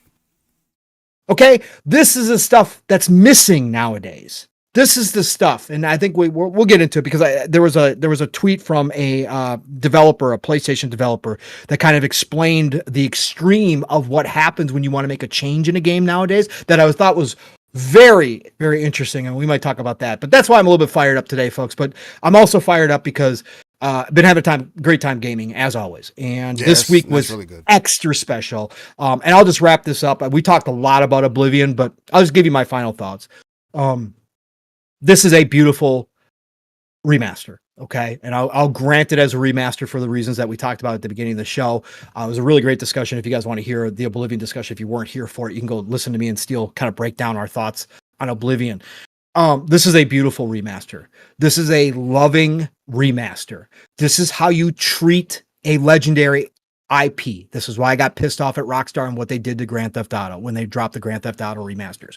Yeah, no, that was complete ass. Supposedly, this is what we were mobile expecting. versions. Yeah. This is bullshit. Okay. Anyways, that's why I get so pissed off, because if you're not going to treat a legendary IP with the respect that it's due, then don't do it at all. Leave it to where it's at and just leave it. This is what I'm talking about right here. Like we talked about, not a full remake. And I'll grant that, even though I would probably be okay if they said it was a remake for all the work they did on it. But this is how you do it. You bring back a legendary IP with passion, with care, and you drop it on us out of the blue at a fair price point for those that are going to buy it, not requesting a whole lot on top of anything else. And you say, go enjoy what you enjoyed 20 years ago, or go try something new and see if you enjoy what was made 20 years ago.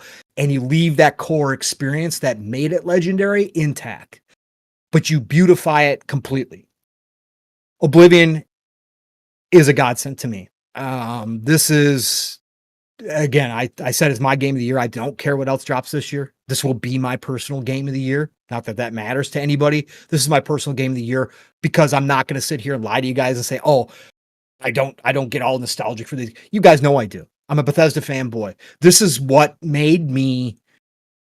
I was already a gamer, obviously, and I loved video gaming, but Oblivion is what transformed me when it came to Western RPGs. Oblivion is what set the standard, and you go back and you play this now with the updates that they've done to it graphically, and it's all there for me and why I love Western RPGs and why I love Bethesda. It's all there, and I will be playing this game for hundreds of hours again. I don't know how many I've got in. I think I've got maybe 10 in, 11 in this week so far, which is decent amount because of work. It's a decent amount, but that's real good. I'm just in the main town stealing everything as I always do. I've got my lock picking up to 100. I got my lock picking up to 100 and I'm raiding all the shops right now, dropping it all off in a hotel room because obviously I haven't bought a house yet, which I will eventually do. But this is what I do. I don't play these games like everybody else does. I just don't. So I'm wrapped up in my world again. I'm wrapped up. It feels like playing a fresh game. And I said that you can go back and listen to our podcast when I talked about this potential releasing. I said they're underestimating. And now we got word yesterday that 4 million people have already played the game. We saw the Steam numbers, which means they're probably over 1 million sales already, according to the Steam numbers. You can kind of formulate that with the amount of concurrent players that they had on there. I would imagine they're at over 1 million sales. I said when prior to it even being official that this was going to drop before all the leaks, just when we had smoke, that if this was going to happen and they did it right, this would be like getting a new Elder Scrolls game in between while we wait for Elder Scrolls 6. And I think for a very large group of us fans, that's exactly what this is. I'm playing this game and it feels like I just got a fresh Elder Scrolls game. Yes, I know a lot of the storylines. I remember a lot of the side missions. I remember the characters, I remember the town. I remember a lot from Oblivion because of the impact it had on me.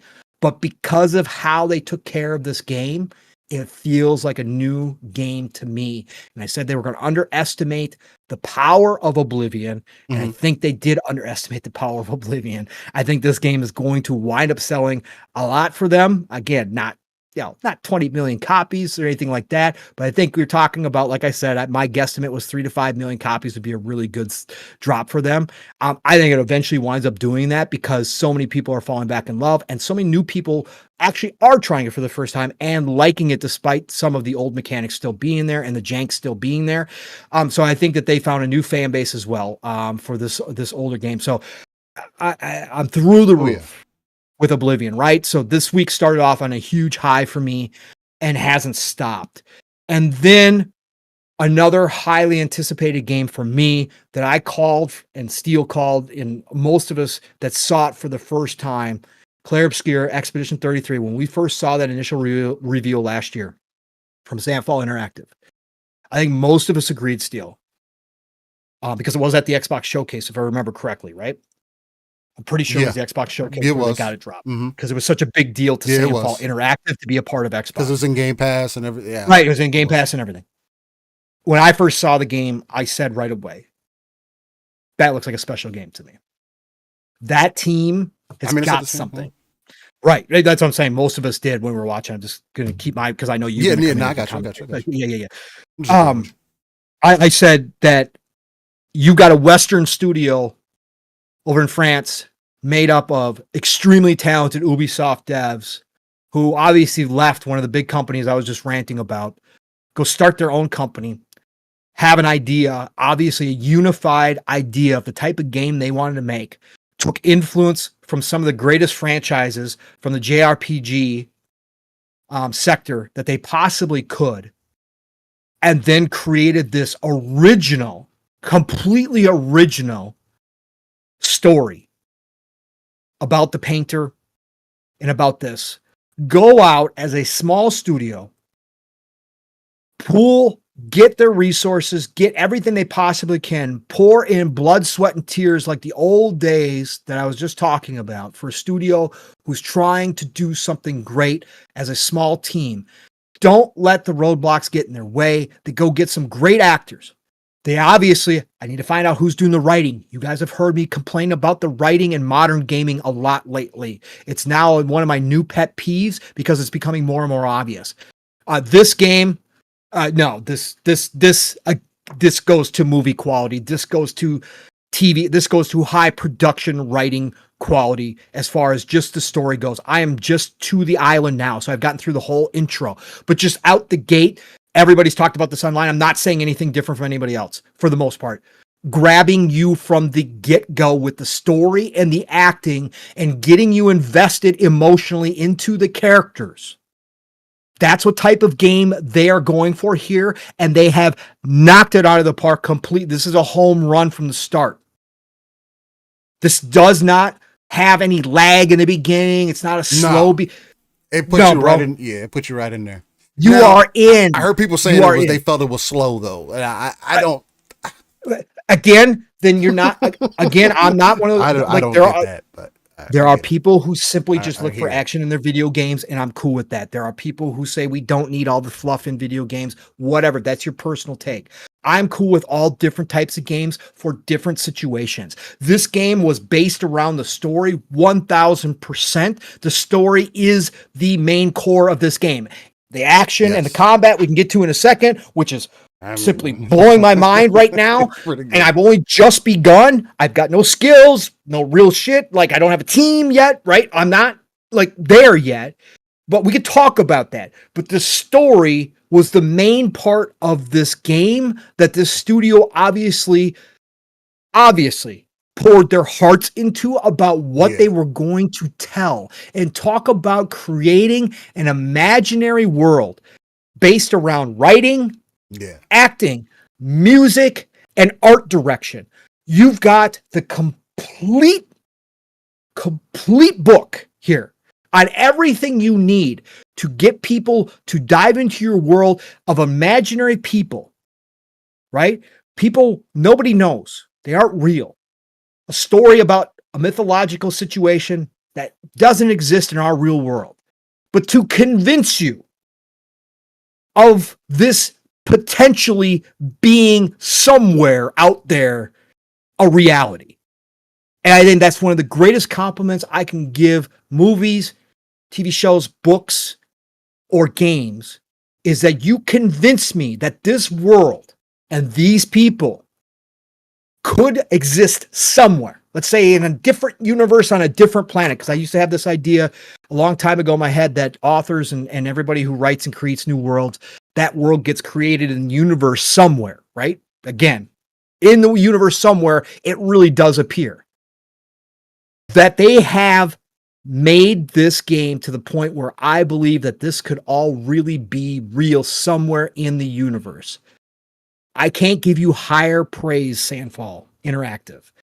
And we can look at them as a small team. They are a small team.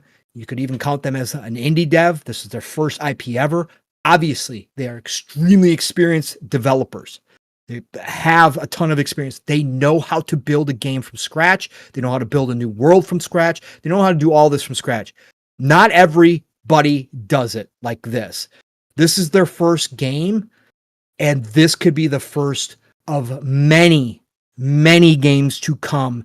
They have now altered a genre, and I'm going to talk real quick about the combat, and I'll turn it over to you, Steele. I'll let you go, because, again, we've been talking a lot already. We're in their intros, but again, this is what we do here. We love games. 100%. We love gaming. They have taken a genre that is very divisive in turn-based. There is usually not a whole lot of there's not a whole lot of gray. It's either people love it or hate it. Now, Yakuza and the way that they've started doing their turn-based stuff started changing some people's perspective. But I think that Clair Obscur Expedition 33, the way that Baldur's Gate brought back CRPGs to the forefront and made people realize that they didn't hate turn-based CRPGs as much as they thought they did, Baldur's Gate 3 did that for a ton of people. I think Clair, Obscur, Expedition 33, as more people play this, and again, they just announced 500,000 sold, and Steel and I were kind of talking about this even prior to going pregame, that he thought it would be a little bit more by now. I think this game is going to have extremely long legs. I think the conversation around... It's sitting at 100K on Steam right now. The numbers is just perfect. They're selling. I would not doubt that they announced they sold over a million. That's a huge jump from the initial. It was like under 40. It was like 35 or something like 50, that. 50, 60, and then it's been slowly increasing. That's why I say I think this is going to have almost long at 100 legs. now, yeah. With the conversation surrounding this game right now, and how this is probably the front runner early on already for Game of the Year overall, I think it's going to win a massive amount of awards no matter what else happens this year. I don't care if Grand Theft Auto 6 comes out and is the greatest experience ever. This game is not going to be ignored at the end of the year when it comes to acting, when it comes to music. The music is so freaking... I'm not even going to roll the music. The original score-wise, talk about something we haven't heard before, but drives your emotions completely and is perfectly set to each and every single scene so far. Music is freaking phenomenal. Okay, phenomenal stuff here. Anyways, I think that this game is going to have long legs as people try it, and people are going to have to try it because now we got people like Steel out here talking about how I don't like turn-based games, but I'm jumping into Clair Obscur. And no, Steel, I use you as an example because you're right here with me. You know what I'm saying. I know you well. There's a caveat. There's a caveat to that. It's the same thing with RTSs, right? It's not that I don't like them. It's just I would rather... At this point, I would rather play other things that I do enjoy more. Typically, right? Okay, so people like Steel who would rather enjoy other things nowadays, or people who just don't really like turn-based. I wasn't trying to insinuate you just didn't like turn-based. No, because you have to give that difference because it's like some people just they don't like them. It's like RTS is like I would love to play Age of Empires, but if I play Age of Empires, you know what I'm going to only be playing is Age of fucking Empires because once you get into that RTS bag, there's a lot to dive into that genre, and that's a whole other conversation too about holding yourself. That's a whole other conversation about holding yourself back from stuff you know you'd enjoy. Like that doesn't like because I'm already playing things, so I'm not missing anything because I'm already in enjoyment. Well, so I'm just saying, like I get it because MMOs for me. It's MMOs for me too. MMOs for me. Like 100%. I don't play MMOs because. Anyways, So the fact is that we now have people talking about turn-based in a new light because of this game specifically, because of the addition of dodge and parry. And I can't listen. I'm taking myself and my personal feelings out of the equation here because I like straight turn-based. Okay. So I don't need additional things. I've already been frustrated with this game already. Really? Oh, sir. You said you're frustrated. What did you get frustrated by? Just the parry and dodge mechanics. The parry and dodge mechanics are really. Listen, no. Again, it is because it becomes a trial and error system because you have to learn. Again, this is what I don't like about Souls games. All it is memorizing patterns. I'm playing into it, but that was something I was going to bring up too, and I do think it's very noticeable early on. Right. So I'll let you dive into it because I wanted to add because I don't want to say it's a turnoff necessarily, but it is something I notice, right? Because you can't, and I've seen other people talk about it where they're like, "Oh, I'm trying to do a hitless run," and what's exciting when you parry every move, and it's like, okay, well, they also said you're supposed to be able to do both, and it doesn't seem like because even people said on easy, you can still get one tapped, and then that's the end of your party. So there is something to be said there, but anyway, I'll let you dive into it. My fault. But I'm removing myself a little bit out of this. I certainly don't hate it, and I'm not to the Souls level of frustration yet. We'll see how things go. Right? I get what the fact is that I understand what they're going for, and what actually puts it up and beyond for me is the creativity within the battle itself and the beauty and the cinematic feel of the combat that takes you out of the normal turn base where it's just like, oh, I'm just going to do this little hit here. Right. And it's just going to show up as this like little, swipe on the screen or whatever the case may be. You guys know classic JRPG stuff. This adds like movie quality, like kind of attacks to it. Yeah, it gives you this way feel, over the top. It feels like, good. yeah, it's way over the top. Yeah. It's totally cool. Like that to me, the stylistic, I guess, aspect of the turn-based battles is what's carrying it for me right now as I get down and learn the dodge and parry. Again, the thing for me right now is I would like to see some cues, I guess. There's sound cues. There is sound cues. And maybe I'm missing them, right? But again, for me early on, and I haven't quit any of the battles. I've continued like the training battles and stuff that they have, that mime in the early area that you can fight that's optional. I wound up completing him. It took me like 3 or 4 times to beat him, but I finally people were having a hard time with that. So yeah. 3 tries. Because again, but then once I realized, okay, well, I'm gonna probably die the first time around until I memorize what they're going to do, because that's pattern. What you're speaking to, though. Yes, and that's when I'm like, okay, all right, well, that's what we're gonna do. And again, very little, which is fine. I don't need a tutorial on everything, but very glossed over tutorial on the parry and dodge mechanics and the actual perfect hit mechanics. Like, it took me a second to figure out where they wanted me to click to have a perfect hit, because it happens so fast. And you also have to memorize your character's moveset so that you know how many times you're going to have that perfect hit marker pop up, because it is very fucking fast. Like, it's like, holy shit. So I'm cool with it. Again, played plenty of games that had QTEs, plenty of games that had all sorts of crazy shit like this. I'm cool with it. Again, a little bit frustrating, but the way that people have responded overall, and I've seen why I brought all that up was because I have seen Souls players talk about this game now and say this was built for us. This is damn cool. Like, this is a freaking awesome. I didn't think I was going to be into turn-based, but holy shit, because it's got this dodge and parry mechanics, I've been ready for this type of turn-based, obviously. I've seen people off the charts excited that are coming from a totally separate genre that didn't think they were going to be fans of this game. So I think that this game is going to have long legs. I think this is going to be in the conversation for Game of the Year nonstop. Again, the story and the writing here, I can't tell you all, if you haven't touched it enough, or if you haven't touched it at all, I can't tell you enough how impressive this game is from the beginning. If you don't like story, and you don't like deep conversations, or you don't like, getting right into kind of high level emotional situations in your games, like out the gate, you're probably going to have a tougher time getting into this one, because they, again, start you right into it. And like I said, not all the characters did I like per se, like Sophie. I'm not going to spoil anything. Sophie talks about a very big decision that she made. Mine is, who's that? Lou? No. The chick who starts with an L. She's the younger one? No, not the younger one. The Asian looking one. Oh, okay. Which one is that? Oh, yeah. I know what you're talking about. I haven't gotten too much deep into conversation with her. Me was Sophie out the gate, just because the game starts with a whole lot of dooming and glooming. Let's just put it that way. There's a whole lot of doom and gloom because of the city's situation. Sophie, the black-haired chick, right? You talking about from the beginning? Oh, gotcha. Yeah. So I loved her as a character, but I didn't like her per se, like, because of the writing, though. It wasn't because, it's a shit character. No, it's because the writing. It's because of the story. I just got turned off by the way she was handling things in some instances, and I was like, what the fuck?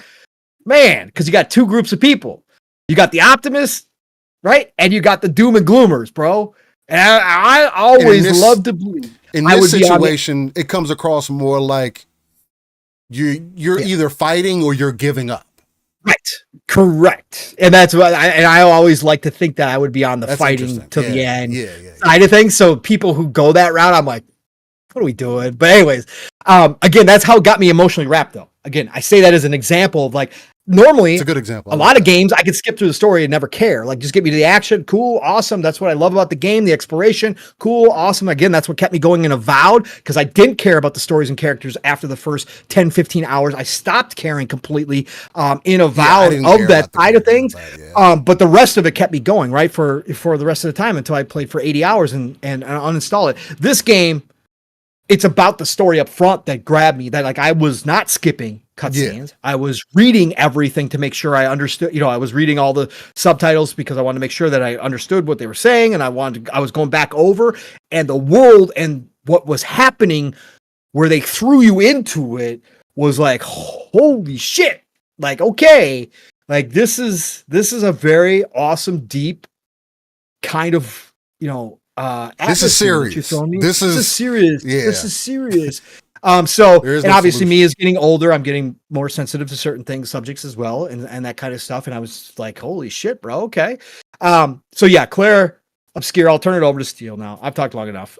Clair, Obscur, Expedition 33 will be in my rotation with Oblivion. I'm still playing Oblivion. Technical side of things, Steel, real quick before I turn it over to you for Clair. For Oblivion, first of all, played a lot on PC and a lot on console. I'm about half on both. No problems here. Again, stuttering doesn't bother me. So if the stuttering's there, have I noticed it from time to time? Sure. Does it look fantastic both ways? Yes. Is the PC version, obviously my PC being what it is there a difference? Of course there is. Obviously on my 4K OLED, I'd pick up on it a lot better than some people playing on monitors. But I love both. No problems either way. Didn't have any crashes on Oblivion. I haven't lost any saves. No save files have disappeared or not been found.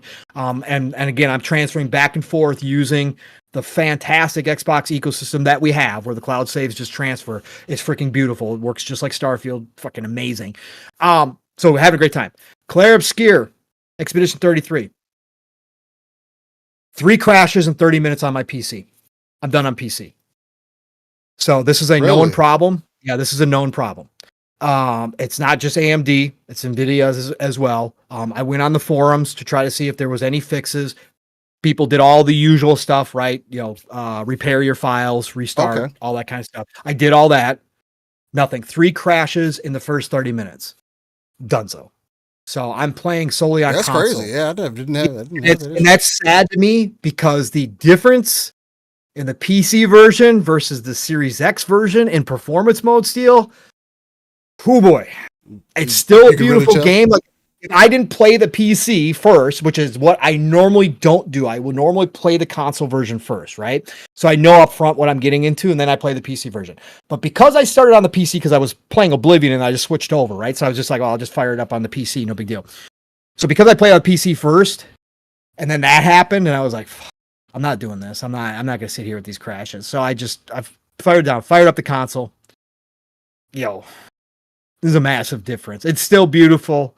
It's still a great art style that comes through no matter where you're playing at. But the downgrades that they do to get it to perform at 60 frames, because I started on quality mode and it's an ugly 30 frames. Like I was like, I'm not doing this shit. So I switched it over to performance on Series X, and it's definitely a downgrade. Definitely. But it's been fine on the Series X as far as running goes. Like 60 frames, great. Everything feels really good. No crashes, no problems on the Series X whatsoever. So again, PC life being PC life, this is why I'm still a console player. I can't stand it, Steel. Like, I just don't get it. I bring that up all the time. I mean, there's always random little stuff. Yeah. I know. I hate it, brother. I hate it because I was having such a great time in it, right? And it's just crash. And then it was like the second crash happened like within 5 minutes. And I was like, yo, no.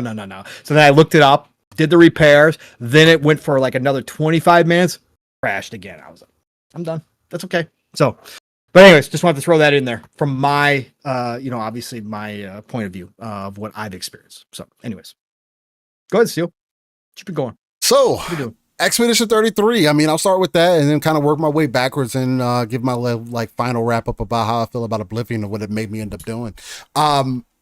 Expedition 33. I mean, I've had the conversation here, and every time that it comes up in conversation, I stick to my guns about it, right?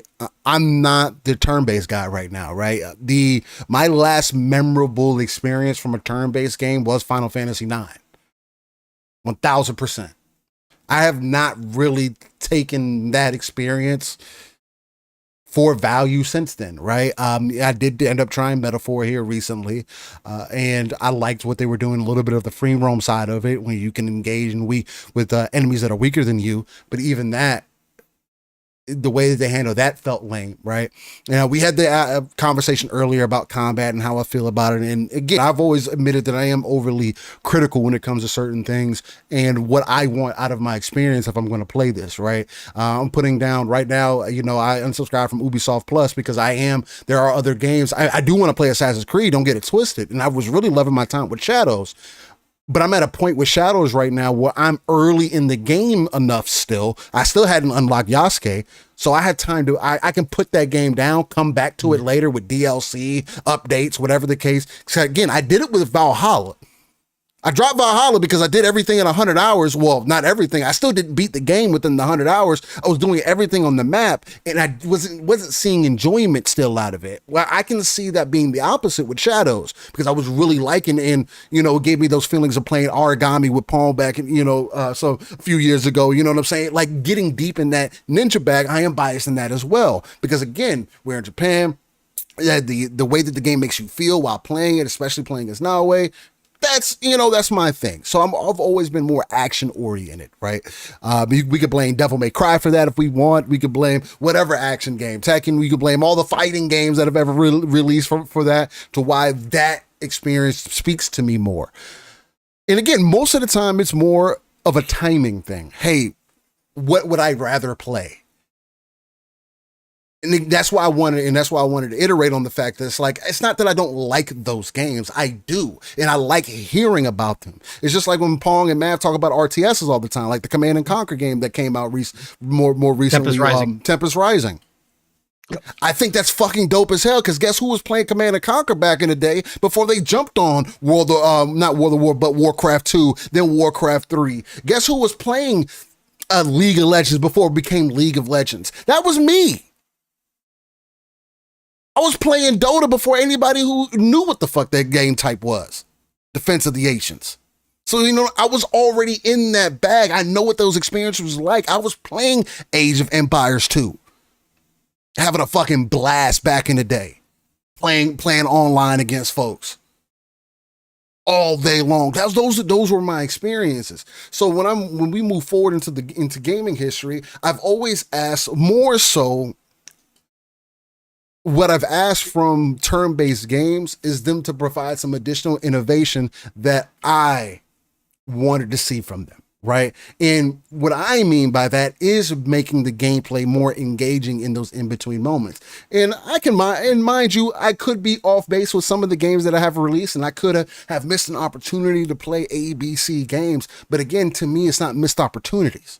Those games are for somebody, because I'm not over here complaining about I don't have games to play. You know what I mean? So it's like, I'm not coming from the perspective of, there's just nothing out there for me. No, that's not the point. Make those games and make them however you want. But when you get a game like Expedition 33 that gives you something different. And again, because I am the Souls player, and to Pong's point, I can understand why Pong does not like the parry and dodge mechanic. But it is something that is enticing to me because, hey, I'm choosing the move, and I've always disliked, I don't like it in Pokemon. Why do I do a move to you, and then I gotta wait for you to do a move to me? No! And it could be the same thing for my opponent. You don't have to just let me do a move to you. Dodge it, block it, whatever, you can parry it too. But let's get more deep into let's get more involved with the actual gameplay. And also other games, turn-based games have been making the Change, for an example, just to make those gameplay segments even make them faster. As an example, you can just speed through them. But when you have a game like Expedition 33 that not only hits it from a story perspective from the very top, makes you feel something from the very beginning, and then you get into the combat of it, and you do that first move, especially when you fight the younger chick. You get in those first couple engagements in them, and they're telling you, hey, how you use this move to do this, and you attack, and you gain more of this meter, and you build the meter up, then you can do this move. You're like, okay, I see what they're doing here. And then you do your parry or your block for the first time, and not only that, you do the parry, and it does a move to do damage to them back. It just feels rewarding. It's like, oh, okay, I see what you're trying to get me to do. Now, I want to drop in real quick on Pong's point.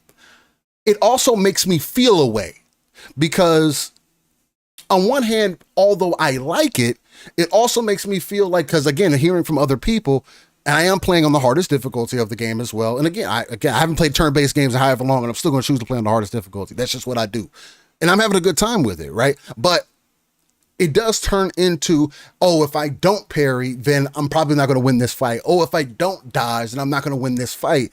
You know, and you did have mechanics in turn-based games before as well, where there was a chance for you to dodge. There was a chance for you to block. There was a chance, you know, or you had to choose to do certain actions or whatever the case. So when you put it in this, it does give it somewhat, the best that I can explain it, it is somewhat maybe a negative for a player like Pong, who does like that traditional turn-based, win the strategy that goes into it, versus somebody like me. It's like, damn, okay, well, I like that because you're making it more interactive. I like to go through a fight, no hit, not get hit. I parry every move, or I dodge every move, or, you know, I seem to building those numbers up, trying to figure out what I like to get into. I like that. And I like, and again, I like timing as well. First Berserker is another one that I think is the same thing.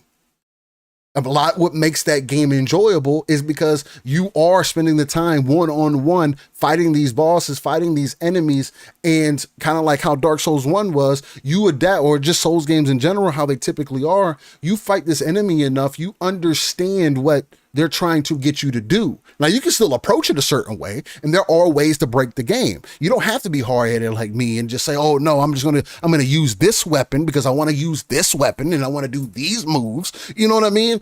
For you to beat the boss. Oh, so that entails you having to be perfect in every move that you do. Now, from my understanding, Expedition 33 also has enough build variety that's not supposed to exist, where you don't have to be super reliant on the block, super reliant on the parry, where you can mess up and you can still get through it. You know what I mean? There's supposed to be build variety in there. And I don't think me and Pong are far enough to even speak to whether, you know, and for Pong, that whole I said thing, that. his that whole idea might change for him, right? And the same thing for me. I might be whatever build, and I can guarantee you, me and Pong probably going to build our characters differently. And that's the other thing.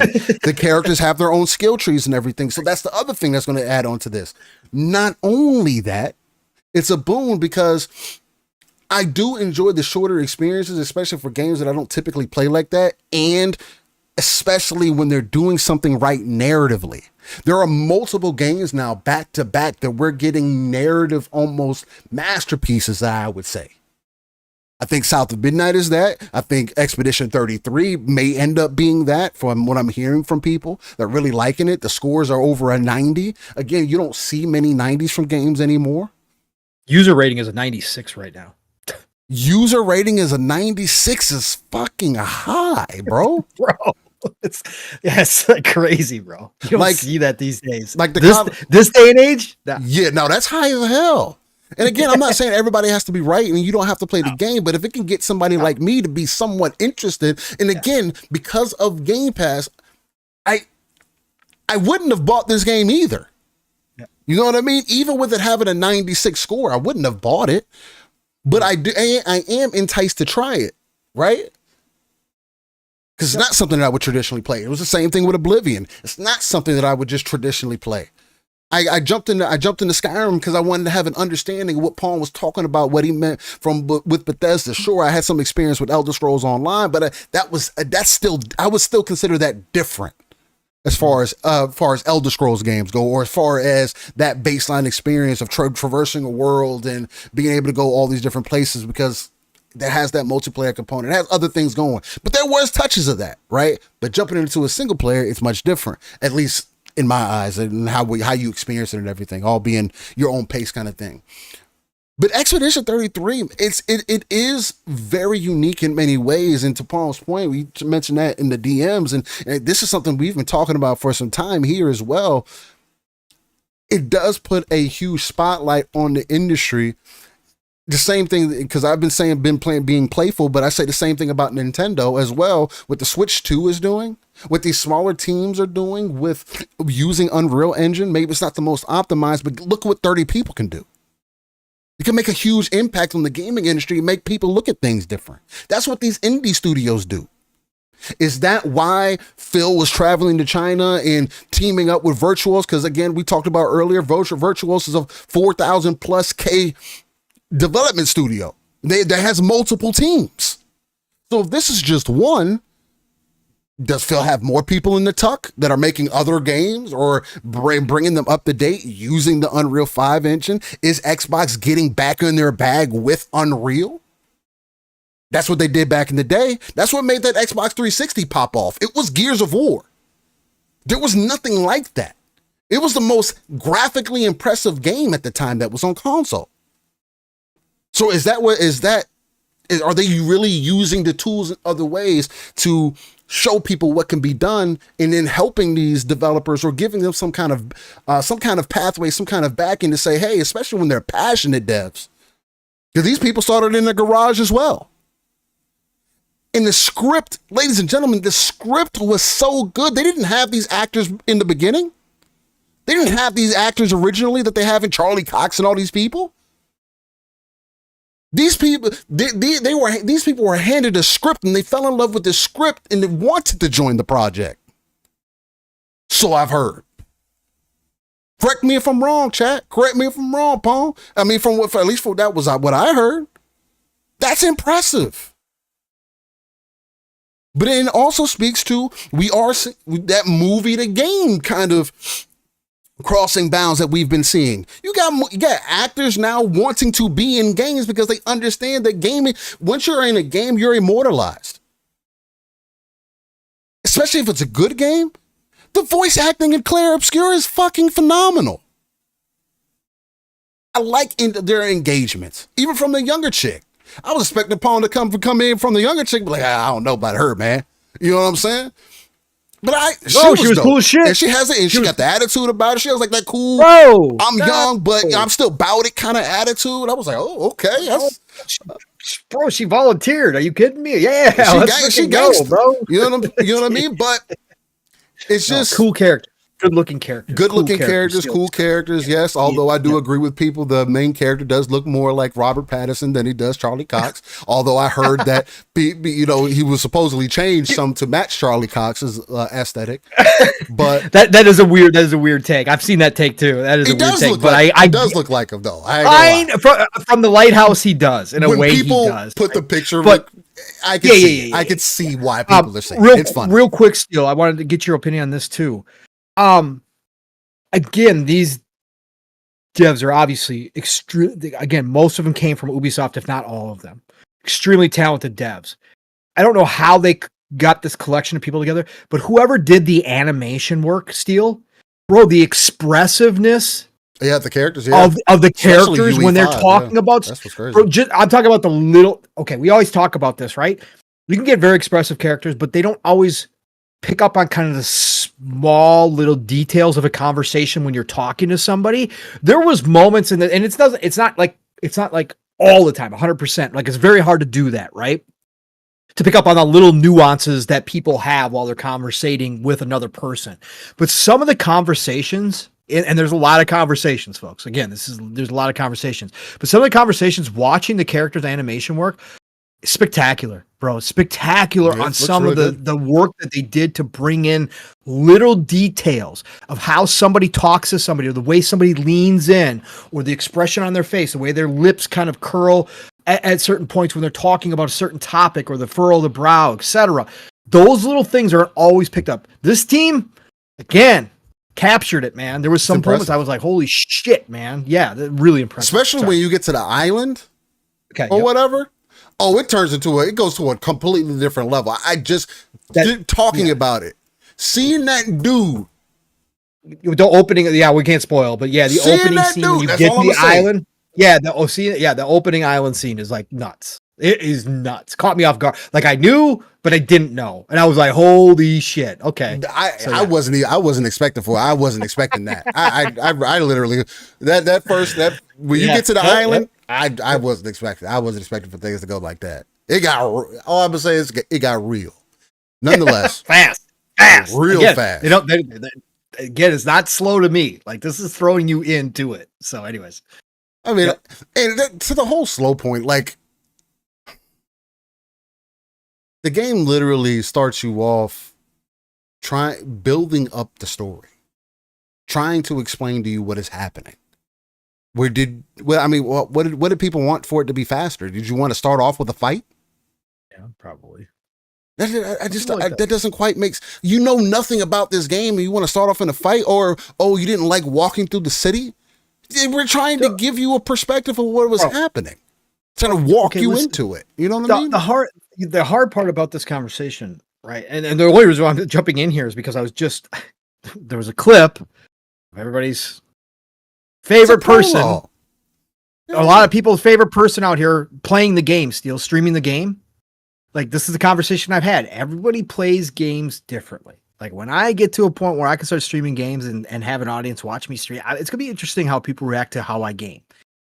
Bro, you're in the prologue of this game that has obviously got a story. Everybody's been talking about the story. So it's not like he's going in blind to this, right? The story is like something that people brought up continuously as holy shit.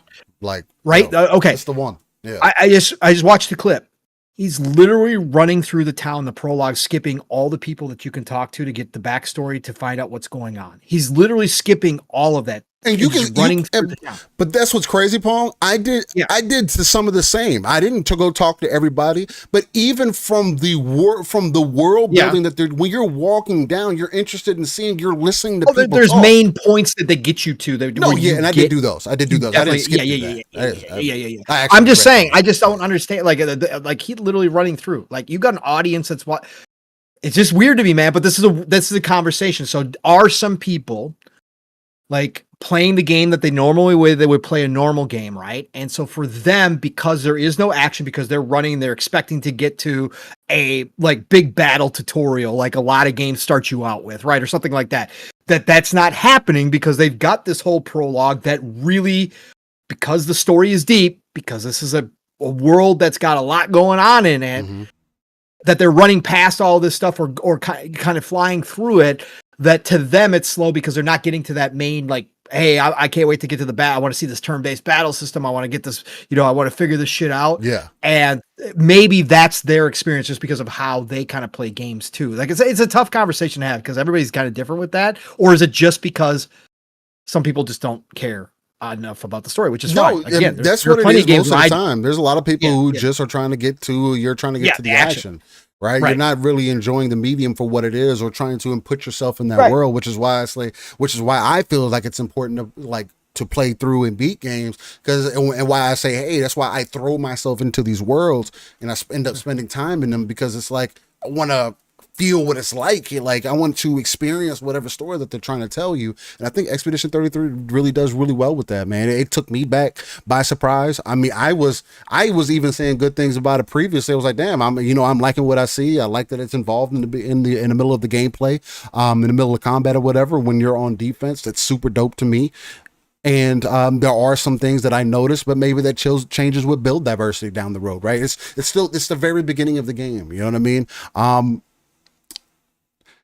Again, took me by surprise. I do want to get through it. We'll see what ends up happening. Oblivion, like I mentioned earlier, the main thing that turned me off was the hit detection thing for me. Again, when I'm playing on the hardest difficulty, also then looking at how the scaling is done in that game, it's not favorable, right? It's another one of those, again, especially from the older times. And again, I say older times, they still do it today. But where you do less damage, the enemy does more damage and has more health, and you have less health as well. When you have that going on and you have the hit detection issues, that was my biggest thing that I was noticing. I literally, that happened a couple of days ago. I literally went through, and you guys might see it during here. Maybe I recorded it, maybe I didn't. It may be in a different cut, but I had to put the controller down because I was frustrated. Like I'm fighting fucking goblins. And I literally feel like I am not, they're missing me and I'm still getting hit. Why?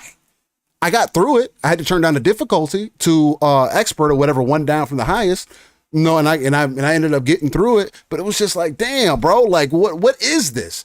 And the main reason that I realized that I felt like that is because, one, coming off of Starfield, yeah, the game is not Starfield. It's not a sci-fi fantasy world, it was sci-fi space odyssey thing, right? And also, when it comes to like medieval type games, that's not always my bag either. It just depends, right? I tried to play base Skyrim before, and Oblivion made me feel like that the experience that I was getting from that.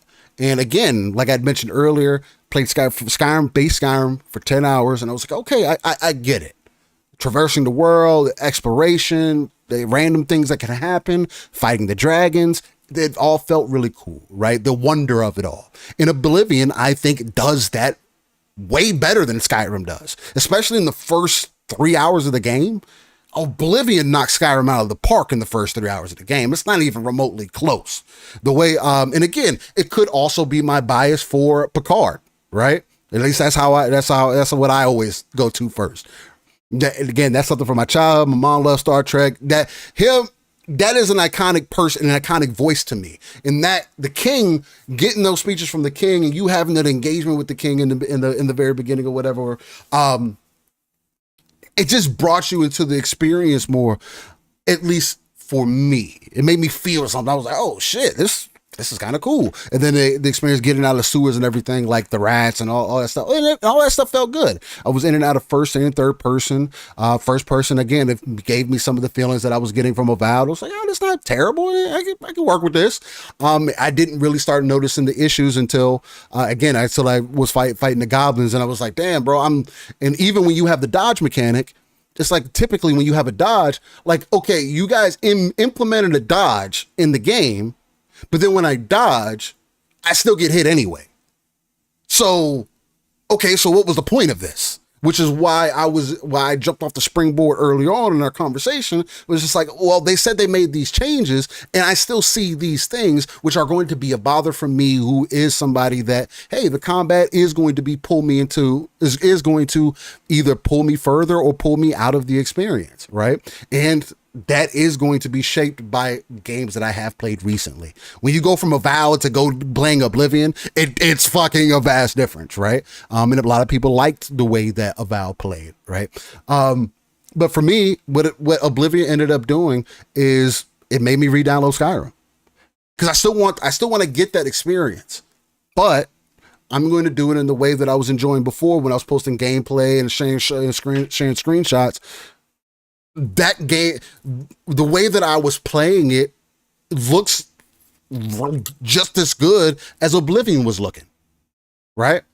And this is from modders who have essentially remade the game to give it seasons, to give it a more interactive world, to make all the choices that you make more so have an impact on the world. Like, there's statues in certain cities that are one thing, and then as you progress through the story, the statue's going to get torn down. There may not be as many people there. There's been so many things added to the experience that I do look for in these games, that along with the combat additions that they put in there, because they made it, they leaned more into the fantasy of it as well. And from what I played of that, and again, I know Paul says that's not the Skyrim experience. But I do think that that's what makes it even more unique, because that demonstrates to me how much can actually be done with the creation engine. Because this is the all creation engine mods that people are making. It is so unique that people can go in and create completely different animations, completely change the UI, how things interact, how the AI interacts, how the world moves, all of that. Even make the game look like it's of a modern age.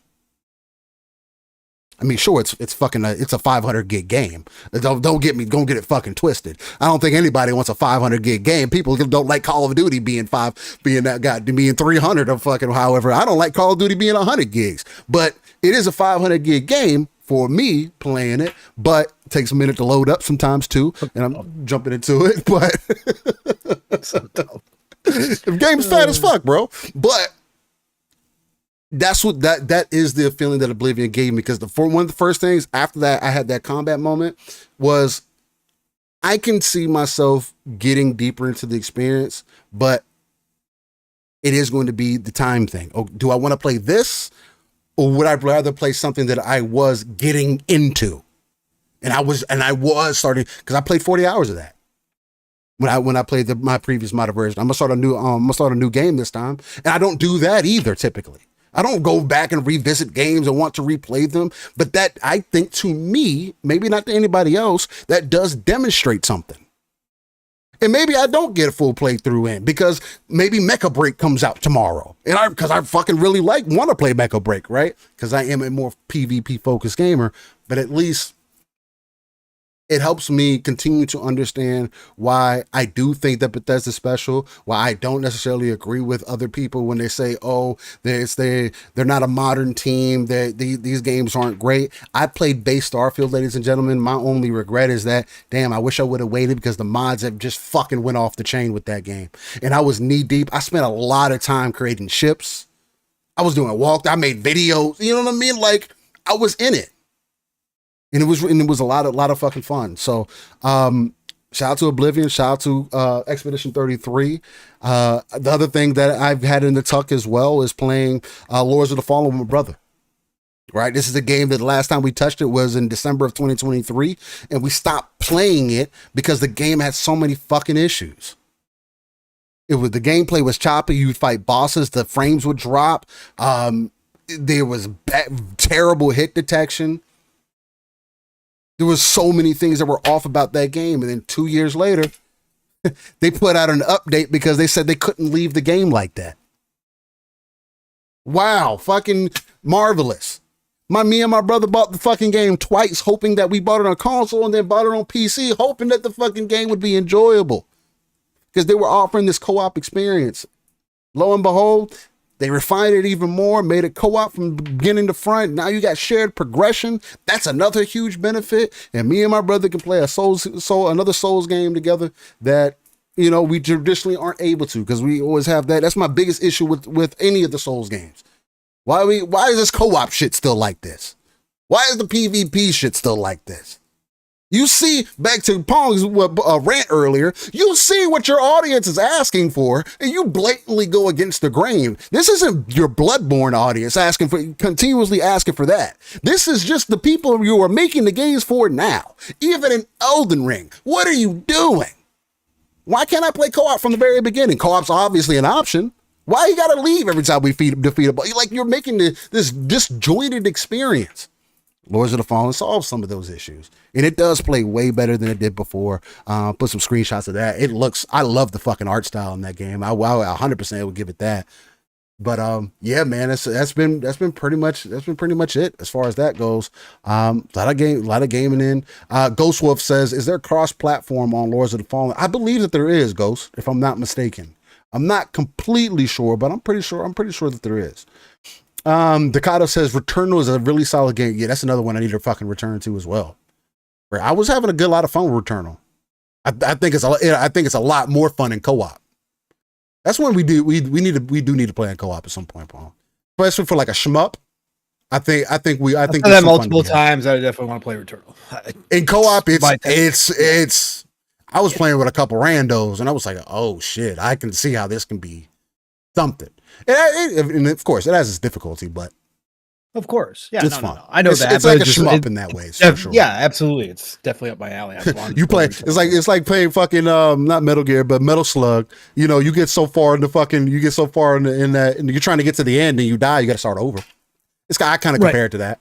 You end up having a lot of different stuff going on. Get it for $26 right now. That's not bad. Can you get it? Is that on where's that at? CD Keys or Aniba? Aniba.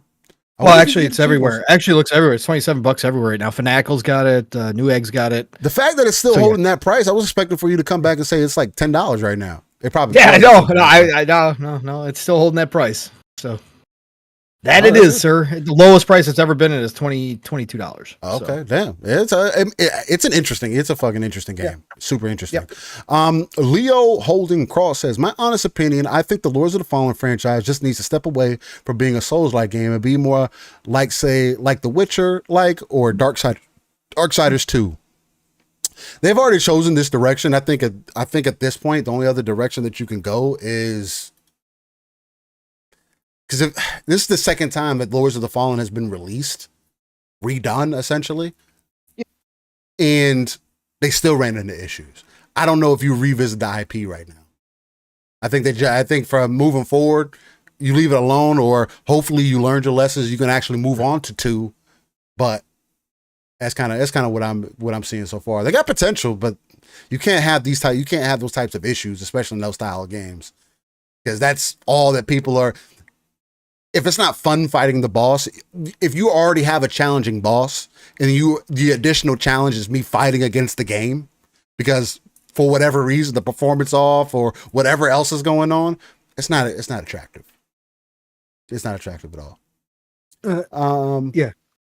Fahim says, and what he said made no sense considering that up to today's certain point in time, they had nothing that could touch God of War, so stop. Oh, here we go. There's a conversation going on in the chat. Oh, what? No, there's no. The whole conversation going on in the chat on Xbox games versus PlayStation games, and Shane, shout out to Shane G, by the way, showing up, and all of you guys showing up. There's a lot of people that showed up here after we did our chat shout out, but they were talking about the quote unquote cheap games because of Game Pass, right? And of course, Fahim and Nixie are talking about how cheap isn't always better. And of course, Fahim is on the PlayStation first party better. Again, it's going to be subjective completely. I agree with Shane G, and I won't even tell you that God of War 2018 is better. So I would rather play any Xbox first party title over any of the current. Now, I'm not saying like Last of Us 1, Uncharted series, right? Those I love. Those are goats to me. Those right? are different, yeah. But I'm talking about the current franchises, right? I like Horizon for sure. Horizon's the only one I would put somewhere in my list of games. But Xbox first party makes games that I like more than Sony's first party games, personally. And again, this whole argument about cheap, I don't know why we're still doing this. There's nothing cheap about Xbox games. Okay? They are different style for sure, right? And you can say that you personally don't like them, or you personally think that they're not up to par with Sony first party. You could certainly argue that. Again, that's going to be opinion. It's going to be subject based. There's nothing cheap about Xbox games. Okay? They're not making lesser games because they're going into Game Pass. Okay, that's just not a fact. Now, they have more studios making different types of games than what Sony first party currently does. And so you may get that feeling. And Sony first party certainly has a style and a feel that they definitely go for. And again, you're okay to say, I like that better than what Xbox is doing. That is totally cool with me.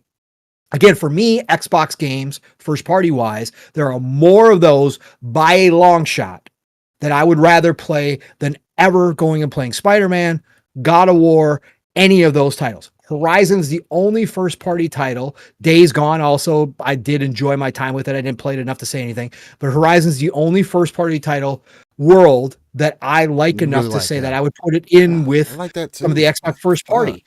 But again, it is what it is, man. But I don't think there's anything cheap. And again, this whole idea that because Xbox decided to offer a subscription service, which PlayStation also does, right? We're not going to take that away. But because Xbox decided to put their games in there day and date. PlayStation is actually pulling for their first party games. They're pulling first party games, which is ridiculous. Again, I'm not comparing the two. What I'm saying is that it's there. Yeah, but I'm saying because Xbox offered their players a way to go ahead and subscribe and get their first party titles day and date is not the gamer's fault. And buying your games does not mean you're going to get better quality. Buying your games does not mean that those first party titles from PlayStation are going to not have problems, which we've seen time and time again, especially this generation. So again, this narrative about cheap versus buying or renting versus buying or whatever you want to get into, I think is completely nonsense and it's ridiculous. Again, if you like a certain style of game better, so be it. That is perfectly normal. I don't like Nintendo games, first party. Okay. Outside of Metro. Yeah. I don't like first party Nintendo understand. games. I have zero interest. So I again, people who haven't call me cared crazy since I was I 10. just don't give a shit. So again, I don't have a problem with that, but it is a weird conversation that we still wind up having in this community that people were having it again this do. week. People were having it again this week still. But that's wild. That's wild. Do you think they skimped on the Oblivion remaster because it's going into Game Pass? It certainly doesn't look like it's me. They said that's why they didn't update the combat because of it being in Game Pass. Okay, that's why. That's why. Okay, that's why you got. They skipped on Indiana Jones. They skipped on Indiana Jones because it was going to Game Pass. Well, they said Indiana Jones. They were interested and excited for Indiana Jones before, from everything that they saw. But now that they've played it, it's not as good as they thought it was, or they were hoping it was going to be. They said even the first person just doesn't feel that greatest. It doesn't feel the greatest. It feels like Indiana, but Pong. I mean, I even heard them say that it's too much. They lean too much into the whole Nazi thing. They're still relying on that. And they knew that the direction of where the story was going and where it was taking place. But did they really have to do the whole Nazi thing again? Can't Indiana Jones do something different, Pong? Why?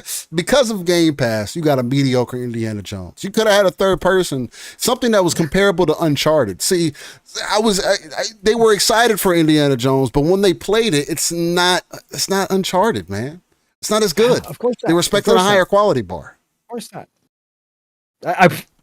Again, I'm not going to sit here and argue with you if you like Uncharted better than Indiana Jones. That's stupid. I'm not going to argue over opinion. That's fine. It's more than fine to say that.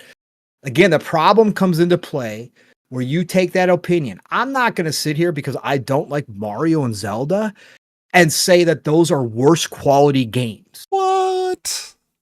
What the fuck? What?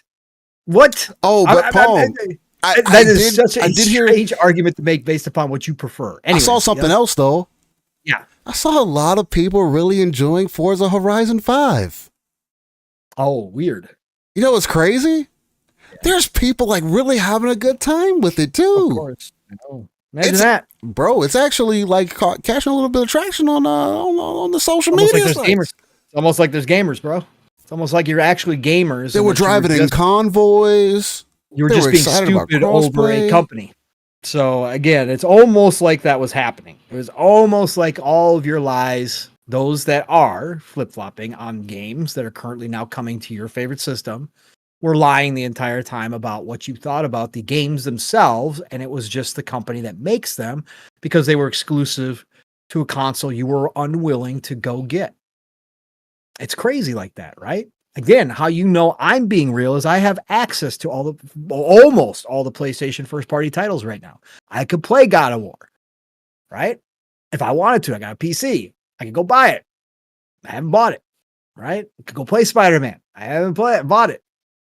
Right, I haven't bought two, and I like. I just think it's funny that no, it's just it is wild to me. But again, I just think it's a dumb conversation. That's all. I saw it going in the chat, and again, I don't like this whole cheap or this renting versus owning thing that's still going around. It's nuts to me. If PlayStation was putting their first party titles day and date in PlayStation Plus, all you PlayStation fans would be subscribed to PlayStation Plus. You'd be, man, look at all this. This is great. Straight up greatness. You would be in the same boat as the Xbox players. I said the same thing. Those of us that are subscribed that would say, I can now buy more games third party outside of first party because I don't have to spend that money day one upfront on my first party titles.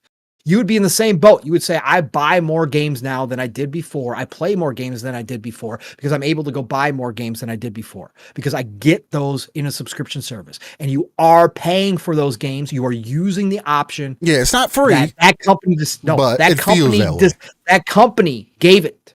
The gamers aren't cheating. The gamers aren't pirating. The gamers aren't doing anything.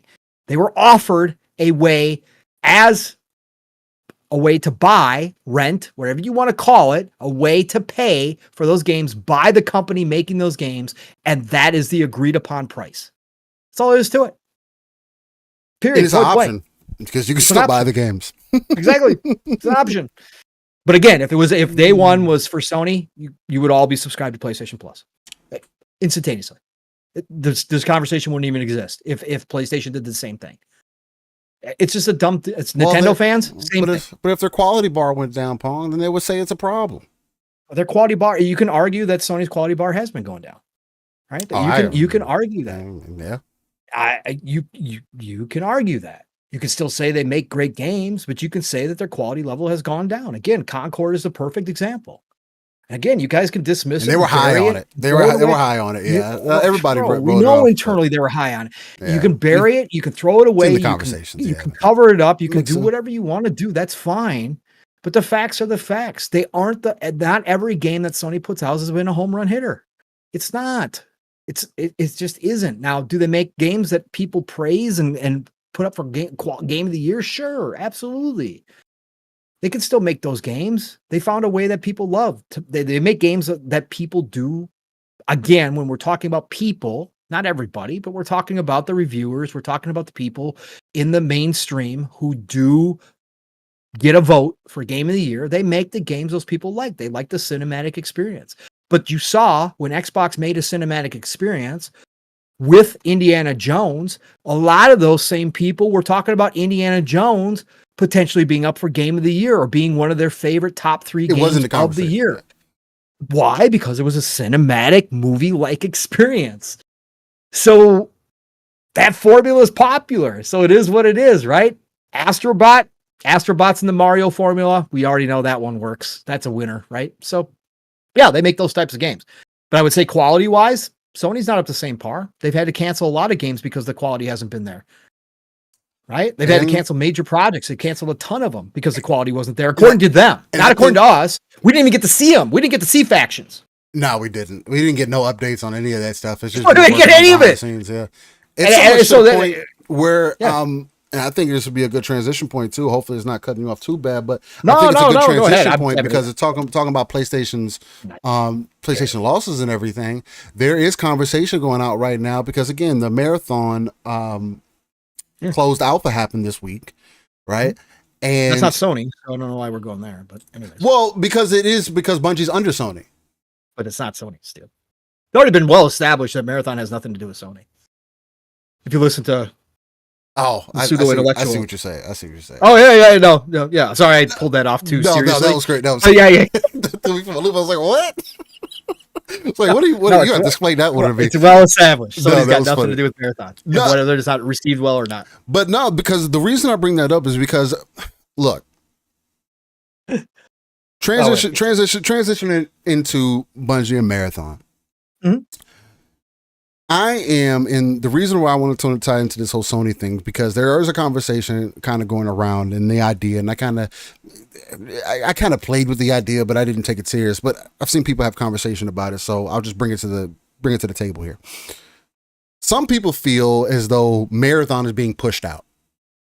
That Sony may be shout out to Luke Stevens. This is this is something that was that he talked about, discussed as well, and he's not the only one, so I'm not going to give him all the credit for it. But there were somebody in their chats or whatever brought up the idea that Sony is intentionally trying to sink Bungie so they can hostile takeover, so they can kick out all the people that are at the top. And actually get things moving in the direction that they wanted to move in, because Bungie has been reluctant, has been trying to and been fighting back, and has all this impact on Sony or whatever. I think that's cool. That's kind of out there. I don't think that PlayStation can afford doing that at this point. I do think, from everything that I've seen from gameplay this week from this closed alpha, I didn't get it codes and I didn't get in, but I did end up watching a good bit. I do think that the game's going to get delayed. I do. And maybe it won't. And I will say, I think that I'm going to enjoy it day one. But I'm also more of the competitive player. The other thing about that as well, though, for a PvP focused game, this game is lacking the PvP focus, at least from what I've seen. One of the number one complaints right now is that there feels like there's not enough engagement happening, especially on a PvP level side of things. And again, they got different maps. Maybe the different maps are going to interact differently. They're talking about the marathon ship that's supposed to be the fourth map or whatever. It's supposed to be a map that you're supposed to have. You can't get to it unless you got purple gear and so on and so on. So who knows? There's also the rumors. We mentioned this last weekend as well, when we were having this conversation about the whole Bungie marathon thing, that apparently there's no roadmap. They don't have story to flesh this out with. Okay. Maybe that's not something that you need to focus on right now. It is a multiplayer game. You can do that stuff over time. But then you hear things like, oh, well, you know, we added aim assist to mouse and keyboard because we wanted to have a level playing field. Not only that, but we don't understand why people are complaining about it because we made it an option for people to toggle on or off. Well, if you give people an option to toggle it on or off, what do you think they're going to do? It's aim assist. And you can blatantly see people playing on mouse and keyboard already has an advantage as is. That's a whole different rabbit hole that we can go down between mouse and keyboard and controller. At the end of the day, bro, if you're telling me that I have just as much of an advantage over you because I'm using a thumb versus you using an entire hand and a whole forearm, we need to have a deeper conversation. Or maybe we shouldn't have a conversation at all because, Lord Jesus, there's a reason why mouse and keyboard players are dominant. There's a reason people don't like playing with PC players outside of just cheating. Now, again, I'm somebody who prefers to play with a controller. And Bungie has come out and said, hey, for the update, we're going to update the alpha and we're going to remove the aim assist from mouse and keyboard. That was one of the number one complaints that people like Shroud and other people who were playing the alpha had. It felt like it was like this made it too easy for mouse and keyboard players. It doesn't feel balanced in that way. And you can see the extreme magnetism that was happening in combat scenarios. So, okay. You don't have proximity chat. This game looks like it's perfect for proximity chat. Not only that, sure, you can, if you don't like it because of toxic reasons or whatever, cool. But guess what? You could add an option to have people opt in or out. And you can also say if people opt out, you can pop up a pop-up box that says, hey, this experience is intended for you to communicate with your teammates. If you have a bad experience because you don't choose to talk, that's on you. However you phrase that, then boom. But why can't you add an option just to mute players? If you don't want to hear people talk, why can't we just mute? Proximity chat would enhance this experience. And there have been people making the point, and this is something that I agree with 1000%. You're literally missing out on blatant advertisement. People are going to get into these gunfights the same way they did with Black Ops 6, where people were literally promoting the game with people humping people in the corner. People were complaining about getting picked up in a body bag and being brought to a corner and getting raped in a game, in a virtual space. Something that's fucking hilarious that's been happening. I've been teabagging people in Halo since the beginning. And now that's even a fucking problem come to Halo Infinite. But it's like soft shit. I thought you were making a PvP game. I thought you knew what you were doing. I thought you knew what you were jumping into. This is a game that you've been working on for 5+ years with pro gamers.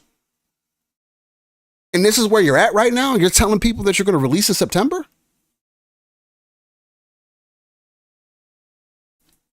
There's dots that aren't connecting. Now, there are going to have another sit down in the beginning of May. I think it was like May 8th or something like that. I could be off on the date. To discuss the things that they've learned from the test and what they're going to do. My other concern is why is there an alpha happening right now?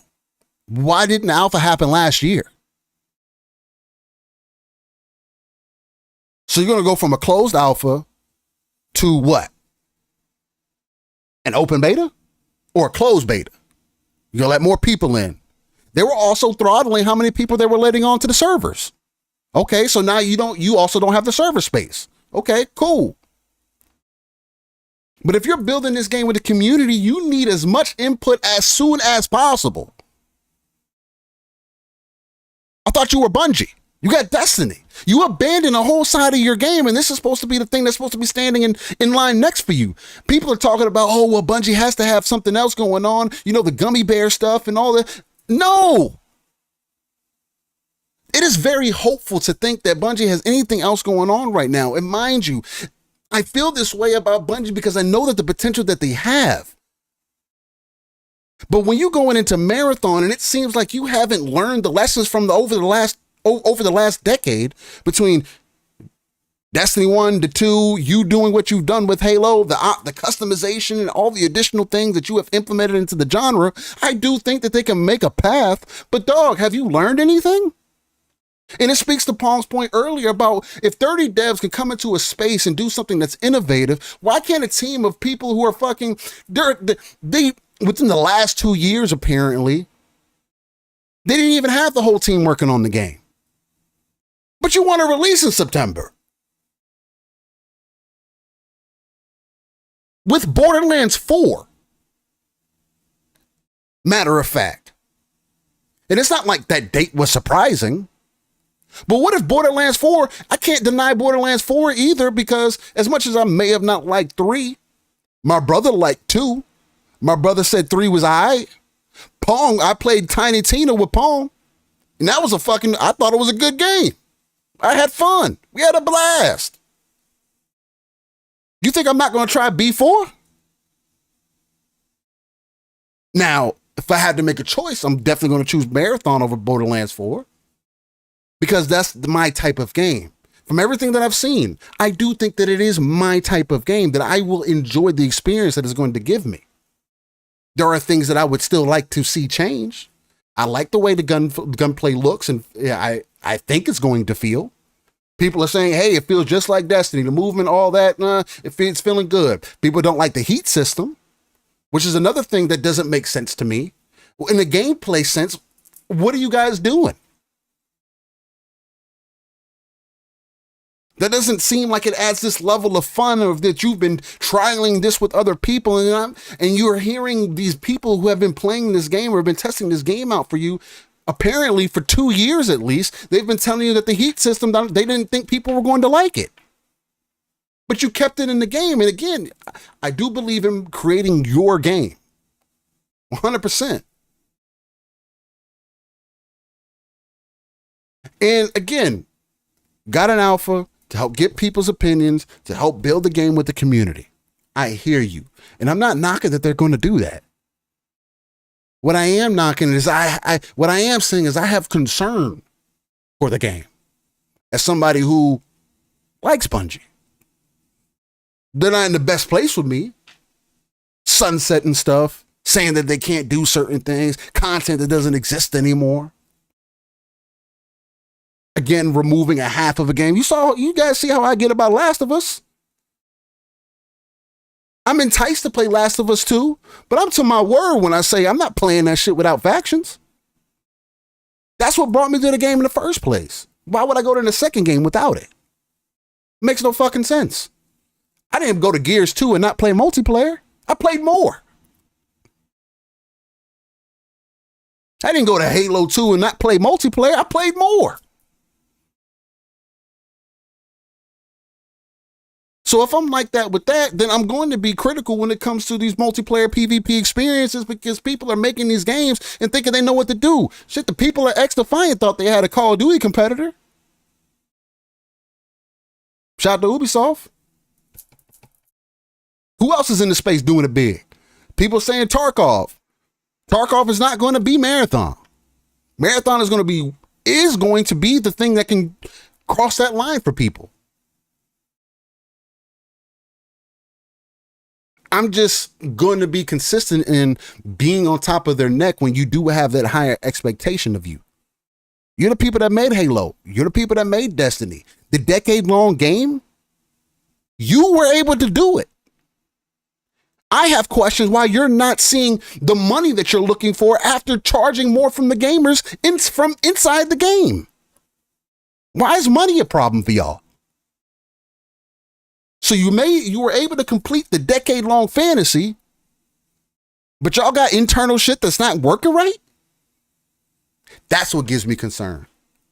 Because you see the moves that have happened over the years.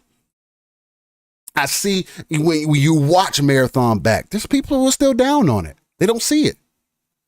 It is more so people like myself who are competitive gamers who is like, damn, I can see this. I don't mind loading into a match and maybe possibly losing my stuff. I like the thrill of that.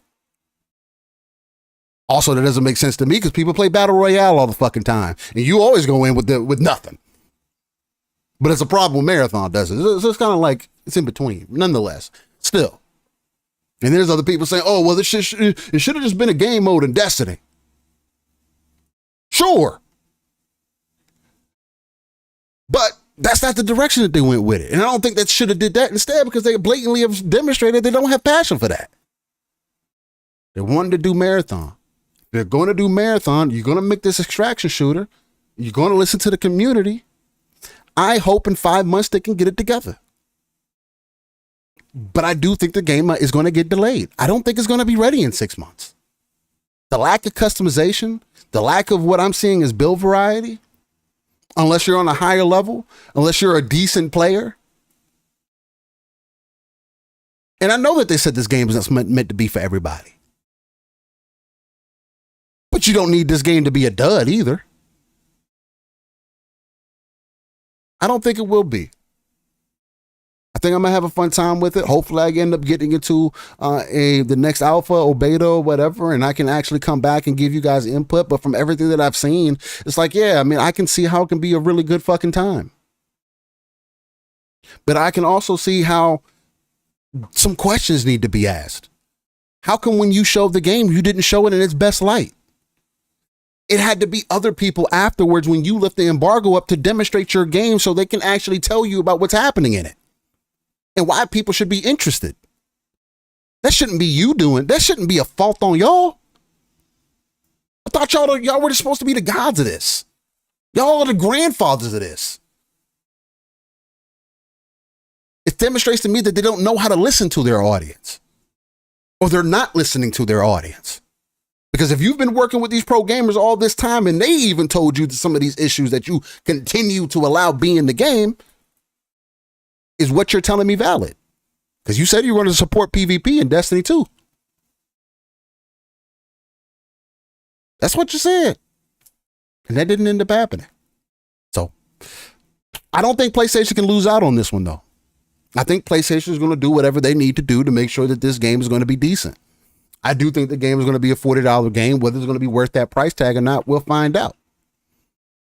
I do think that they need to allow further customization as far as like appearances and stuff, because that's going to pull people into the game.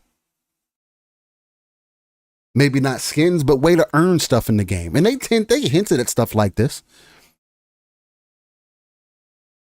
But I'll tell you straight up right now, if you're not into what Marathon is presenting to you, don't second guess yourself. If you're not feeling like me and you have genuine interest to try out that experience, don't second guess yourself. It's not for you. I can tell you it's not for you. You're not going to play it by yourself. You're not going to want to communicate with people.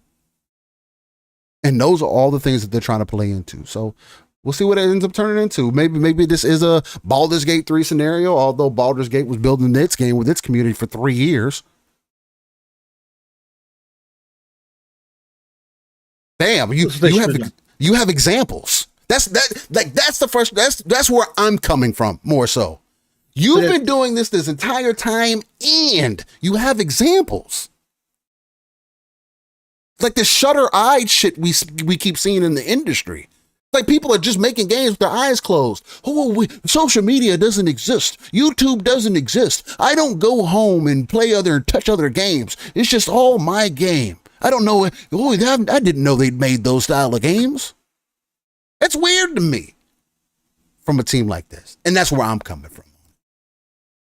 But Pong, I mean, I don't know if you watched any additional gameplay from Marathon. I know you haven't had a chance to talk about it since we kind of touched on it a little bit last week. There's been plenty of Twitch videos out there. It's people on TikTok live with it. There's people who've been playing this game for more than 40 hours now at this point, right? Running it back, giving their critique about the game. There's plenty of exploration to be had. There's people are saying they're really liking the PvE aspect of it, adventuring out, getting loot, getting gear and stuff like that. There are some little issues. People are having some issues with the downing side of it and people being able to get up instantly and other little things like that. But for the most part, I've seen people say that this has potential to be something special, but they are worried for reaching the proper audience. So what else do you have to add on from anything additionally that you might have seen? And do you think that I'm just ranting for no reason, or does it speak to the conversation we had earlier? Start pretty much essentially from the beginning, where you kind of went on the rant about, these smaller teams being able to do something, being able to do more with less, and then these bigger teams being bloated and seemingly not being able to get the job done, or it's just seemed questionable. I mean, I agree with your points, obviously, and what I've seen, is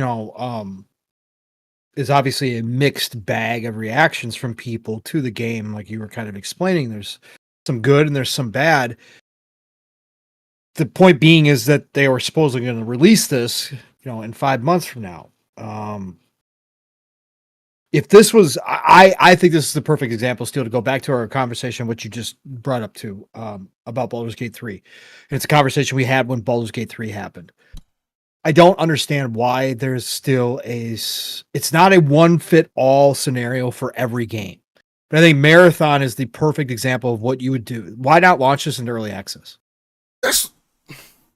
Why not build the, like this seems like the perfect scenario. Like you have the perfect opportunity to build this with your community, which again, you've supposedly been trying to do behind the scenes by having all of these high level players play your game, but you're not going to survive on high level players.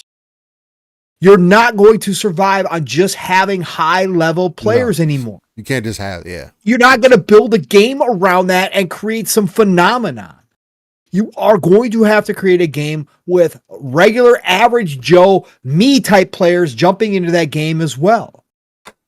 And I think that in this day and age, like you said, Steele, why we have devs and publishers who think that they are smarter than everybody else or can't use all options on the table to get a game across the finish line in its best light possible is beyond me. I know you guys are Bungie. I know you guys created the original Halo, some of you.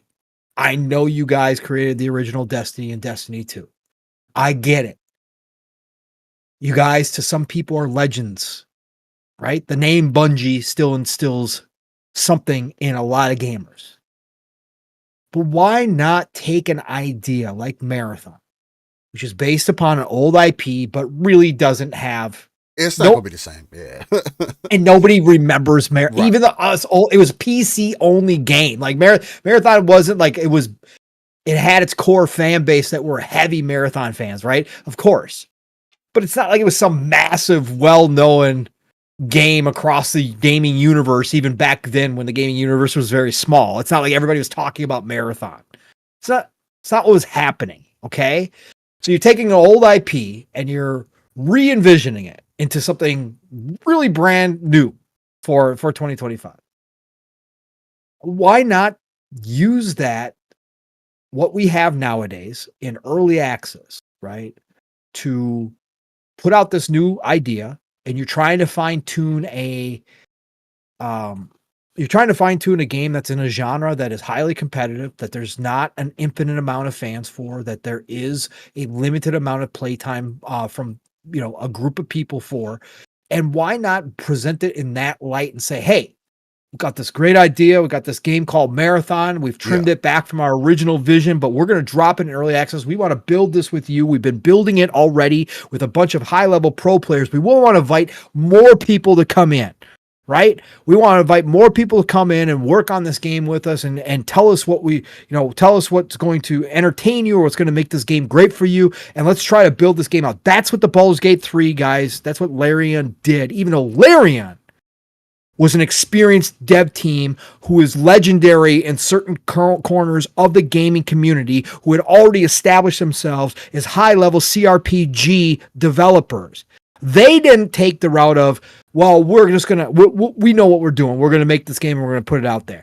No, they took a well-established IP with a lot of lore and said, we're going to do what we do best, but we also want the community to tell us what's going to excite them about this game and what we can do to kind of mix it up or change it or enhance it and create the best game we possibly can. And look what happens with Baldur's Gate 3. Again, it's not a one-size-fits-all. I don't think every game should do this. But when I see this from Marathon right now, why not just turn around and say, you know what? We've decided that September is going to be early access and we're going to go ahead and drop it that way. And we're going to let more people get into it and try it out. And we're going to drop it into early access. If you got to charge something for it for early access, fine. Charge $10, charge $20. Jump in. Give everybody the chance to own the game for $20. Cool. Whatever. But do it that way. I don't know, Steel. I guess if they aren't going to go that route, they're just going to go a straight launch, then yeah, your idea that they should or are thinking about delaying it or will delay it is probably the best route for this game. I think it's got a lot of potential. I'm not going to sit here and tell you I'm not extraction shooter guy. So I'm not going to sit here and tell you this is a game for me and I'm super hyped for this game. Like, I'm super hyped for it. I want it to succeed because I love the marketing around it.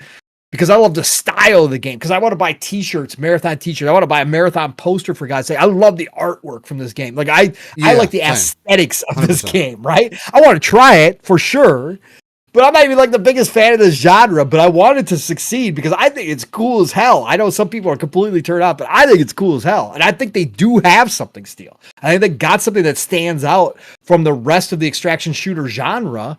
Just from an aesthetic standpoint, just from a first look standpoint, I think they can pull something out of this. But I do think that they got to be careful here, Steel, because you don't get really a second chance very often. We have a couple examples where games have come back around and done, relaunches or whatever you want to call it, or fixed themselves and done better. Sure, we got examples of that, but with an extraction shooter, you're probably not going to get a second chance. So if you're going to do the full launch in September, like you said, Steel, they got a lot of work to do between now and then. And especially they need to get, if they're going to launch in September, Steel, they have to have a roadmap. Like this whole, we're trying to figure that out. People need to know if you're going to do a live service game that you have content coming. We're not in the early days where people kind of didn't know how games as a service launches went or how gamers reacted to them or what gamers expected. Gamers expect a roadmap now, Steel. They expect to see that you have plans for it. Because they're not going to invest their time. You're making a live service game. Yeah. They're not going to invest their time and money into something that's not going to be supported 6 months down the road or a year down the road, or they got to wait a year for a new map to drop. Right? They're not going to, they'll be like we'll wait and see. Let me know when you get some more content. And maybe then, but by that time they've all moved on and most people have, and your game's dead in the water. So I do think they got to be careful about that if they're going to still launch in September. So like I said, I've seen a mixed bag this week. I've seen some good things about it, and I've seen some not so good things about it. And I've seen some people that seemed kind of high on it, kind of mellow a little bit, now playing it some more. And again, that's not a good sign that the game initially has a kind of cool factor up front and a kind of fun factor, but then that goes away real fast.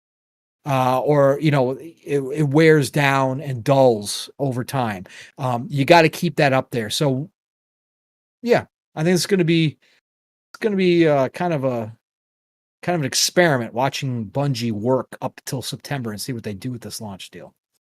We'll see what happens. But as far as Sony absorbing them, Yeah, I mean, if they fail with Marathon, I don't think there's any question that Bungie's done. I mean, I think that Sony will absorb the rest of them and call it a day if they can't put this game out there and have some success. Now, what that's going to look like for Sony, I have no idea. But I think at this moment in time, Bungie should be a little bit nervous about the response. I think Bungie, they obviously admitted they were. That's why they removed the NDA to let people talk about it. But they should be nervous about this launch point. And if there's any way that they can do something to give themselves more time, they probably should take it and run with it and not force it out the door in September. Yeah, I mean, if the early access route is the way that they go, I mean, maybe they can get it together. I mean, again, there's stories like that as well, where the dev is able to get the game where they wanted to be on the day before launch, right? So this whole thing can come together. And again, I want to reiterate, I don't see a bad baseline for this game. For me, I still want to get hands on it and see what it actually feels like for myself.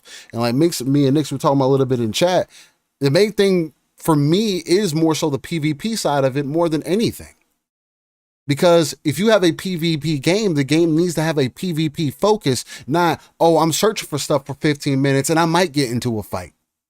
Or I have to wait until I get to extraction to fight somebody. I just don't think that works well. You know what I'm saying? So on that perspective, and I see people talking about Destiny in chat, like, look, no matter how you go about it, for me, the reason I stopped playing Destiny 2 is because of the sun setting. The sun setting was not okay. You took away things that people intentionally spent time grinding for. It just wasn't needed. They felt that it was okay. I learned to get over it. I said, all right, well, I'll just be more invested in the PvP in Destiny from now on. Then they completely abandoned that side of the game and said that they were working on a different project, which we have come to find out is Marathon. Sure, you have Trials. That has never been the greatest balance. PvP has not been in the greatest stand. Ranked hasn't been in the greatest stand because they are not giving the proper attention. What they're looking for, they already had previously. But if they weren't passionate about it, it's something that me and Pong speak to, then okay, then create something else. But where's the passion here when you show the game off? Where is the passion there? You're supposed to show your product in its best light. That's marketing 101. I like the movie trailer that they did. You got me interested. I like the aesthetic. Shit is dope as hell. I expect that from Bungie though. And I like the fact that they came through on that. What they're going to do in a gameplay frame. And that's what I want to see. But and I see, man, because Nixie says Marathon is a small project made by a small Bungie team, that this is not their next big thing. Right now, they're not doing Destiny 3. They're doing additional content for Destiny 2. But this is going to be their PvP game. And you don't think they're going to want this to do well. You don't want this to have a good base. It's one of those things because you can only compare Bungie to themselves. And I saw you making that point in chat as well, Nixie, right? I do Marathon is going to be able to do something in an industry especially on consoles that doesn't exist. Consoles doesn't have Tarkov. And I can tell you right now, most people wouldn't play fucking Tarkov because people don't like getting one-tapped in games. I don't like getting one-tapped in games, which is why I'm telling you, why I would like Marathon. It's going to open a port for a lot of different people to jump in and try it out. But why not have it in its best standing? That's the main thing for me.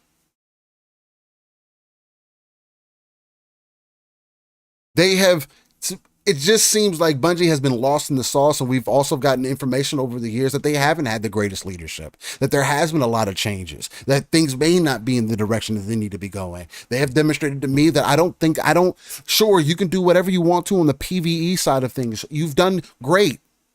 You've proven the point. But if you're going to make something PvP, you're speaking to me, and I'm going to have that high expectation because I am coming from Halo. I do see the potential in Destiny. I played it for X amount of time. $3,000 an hour between D1 and D2. So it's not like I wasn't the raid dude. I was the PvP dude. So that's where I come from that perspective. And this is a lot on the table. They got time to get busy. They got time to get to it. Gummy says Bungie got into purchasing cars. It's just, there's funny things happening. And I want to see the true potential. Now, could this be a miss for them? And they could take a miss? Sure. But what does it mean if that happens? Will they be better for that? I don't think so. Because I don't have that trust in Sony either, personally. So it just doesn't sound like a win-win scenario. And I'm forever going to hold factions against Bungie as well. So there's that. I'm gonna put a little personal jab in there. It may not even be true, but I'm gonna put it in there just because of all the conversation that has kind of happened behind the scenes. Nah, fuck that. They closed out factions. I'm sad. I can't let them have it no more. And then they're just trying to fail me again. Nah, I'm mad. You can say I'm having fun with it, man. It's not something that's overly serious because, again, could be. If y'all haven't learned by now, like, we get hands on. You know what I mean? So it's not like we're just talking out the side of our necks and we're never going to try to actually end up experiencing any of these things, right? I bring the gameplay to y'all on a week by week basis. I didn't purposefully not play Oblivion and then say, oh yeah, man, Oblivion is ass. Nah, I played it. Gave you my feelings about it. I want to play Marathon. I want to give my feelings about it. Play Destiny. I gave my feelings about it. You know what I mean? And that's always the angle that I'm going to come from, that Paul's going to come from, and our perspective on, like, how, again, playing an armchair CEO, us looking at the industry, some things that are throwing us off, and it's not like we've been far off base in the past. I feel like we've had a pretty good track record of kind of seeing how things are starting to play out. Game Pass is only seeming to be more of a, like we mentioned earlier, seem to be more of a sustainable thing for Xbox. Maybe it's not going to work for Sony, as you see them pulling games out, and maybe it's all these other game subscription services, because people are now hinting that Sega might do something of the same. They're not going to team up with Xbox anymore because Sega's going to pull all their games. They're going to release their own subscription service, and it's going to be like what Sega was doing back in the day. Why would Sega want to team up with Xbox now? Because you're reaching an audience that you weren't reaching before. What do you mean? Through something that is an option. And I see people talking about it again on Twitter as well. I saw that this morning. People were asking, what is the value in Xbox? Are the devs really getting supported if you're supporting Game Pass? Or if you buy a subscription service? What if Marathon was in PlayStation subscription service? Day one. Everybody else had to pay. You don't think that would be a boon for PlayStation if the game ended up being good? If Bungie was able to work their magic? Wouldn't that be something that PlayStation would want? Or something, if I was leading PlayStation, that would be my main priority. If I was Herman Holst, I would have looked at the whole situation with Concord, sat back and in my seat after I got done wiping the tears from my eyes because I apparently fucked up because I thought this shit was supposed to be my Star Wars. I'm in the studio with Bungie. I got to get on the phone with some folks to find out, yo, what do we need to do to make sure that this one hits? We got to work our PlayStation magic. What is that? The quality bar? Bet. We need to make this a good multiplayer experience. Not perfect, but it needs to be damn good. So we'll see what ends up happening from it, man. That's just, the way we're looking at it. And I agree with you, Ray. I do think that they should just update D2, but they've demonstrated that that's not what they want to do. So that's why I don't ask that. Night Rain comes out next month. May, right? Yeah. Pretty sure. I'm gonna definitely be on that too. Shout out to fucking Elden Ring Night Rain. Yeah, Ybarra couldn't give any credit to Oblivion Remaster this week. So oh no, I saw that too. He is a jaded ex-girlfriend, bro. He got some smoke, man. I don't mind Ybarra. I think he's got some. Obviously, he's been in the industry for a very long time, so he's got some valued opinions. But What do you? He's a little bitch, bro. I mean, he when it comes to Hold Xbox, he's a little bitch. He really is. I don't understand it. Like, you're a dude who made millions upon millions of dollars. You left for whatever reason. If the bad blood was between you and Phil, you left Xbox and still carried your name forward and went on to great things over at Blizzard, made millions of dollars. And you're still gonna do this weird shit. He goes, I got you right here. You got it. Go ahead. Read it says, Mike Ybarra says, I'm skeptical about 20-year-old remasters. What once was fantastic, now remastered, will never hold up against modern masterpieces like Elden Ring. The bar has simply moved from safe open world RPGs to what Elden Ring brought us all. I would love to be proven wrong, but I'm not. And he did. And he was proven wrong, and he didn't even do a follow-up tweet. He responded to somebody, or he said, well, obviously Oblivion did well, or something like that down the road. But his next post after that one, that same day, was posting about Elden Ring and Nightfall and Night Rain. That's why it brought it up in my head. He did. Bro, what is the point? And first of all, you're now generalizing. You think everybody likes Elden Ring? I mean, that's not the case. He's going to lean on the perspective of the popularity of the game. But still, that's just not okay. But okay, you can understand the perspective, because it's like talking to people who say that they only talk based in facts. Like if it's not numbers and if actually factual, strictly dickly based, then it doesn't matter. Why are we talking? Because you have those people that are like that too. Okay. But we're talking about Elder Scrolls. Okay. Skyrim has now sold somewhere close to 60 million plus copies. So Skyrim? Yeah. It's done well. Okay. Over a 10-year span. 100%. Okay. Right. But his point is that people have moved on. And so again, if you're using popularity, that's not even close to being factual. Again, Elden Ring is massively popular. But to dismiss Elder Scrolls popularity is stupid. And like I said, it's short-sighted, and it shows that it's personal to him for doing that. And I think that's where it's like, dude, what are you doing at this point? Right? Well, again, he didn't even make a post about Oblivion Remaster dropping. Like, outside of that, he didn't post like anything. No, he didn't say nothing else. No. And then I don't know, man. Again, be who you are. Show who you are. I'm glad to know who you are, Ybarra, but I'm just like, at this point in your career, for everything that he's done, like, come on, man. And again, to assume, if he does, let's say that he's being real. Let's say that's his real opinion. I think that's how he feels, yeah. Okay, well, then he's assuming a lot, and he's wrong. And his assumption is way wrong, because he's using absolutes as if all gamers enjoy Elden Ring and enjoy that style. Like, I played Elden Ring more than I've played any other Dark Souls games, but it's not a GOAT to me in any way, shape, or form. It's not even close. Exploration-wise, I gave it all the praise in the world and said it was up there, right? Exploration-wise, totally love the open world exploration. I wouldn't call it a GOAT. I would call it a GOAT of the Souls genre. Yeah, no, but I'm saying there's people who think it is the GOAT, obviously, of gaming. Like, there's people who consider one of their GOAT. Yeah. No, it wouldn't be top 50 for me as a total fair. game. Yeah, I feel it. You know what I'm saying? But I'm just saying he's acting as if that's where everybody's at. That's not even close to the reality. And again, now that Oblivion has shown up and it's, 4 million people have played it and it's gotten all the praise that it's gotten, and for him not to come back and go, guess I was a little wrong there.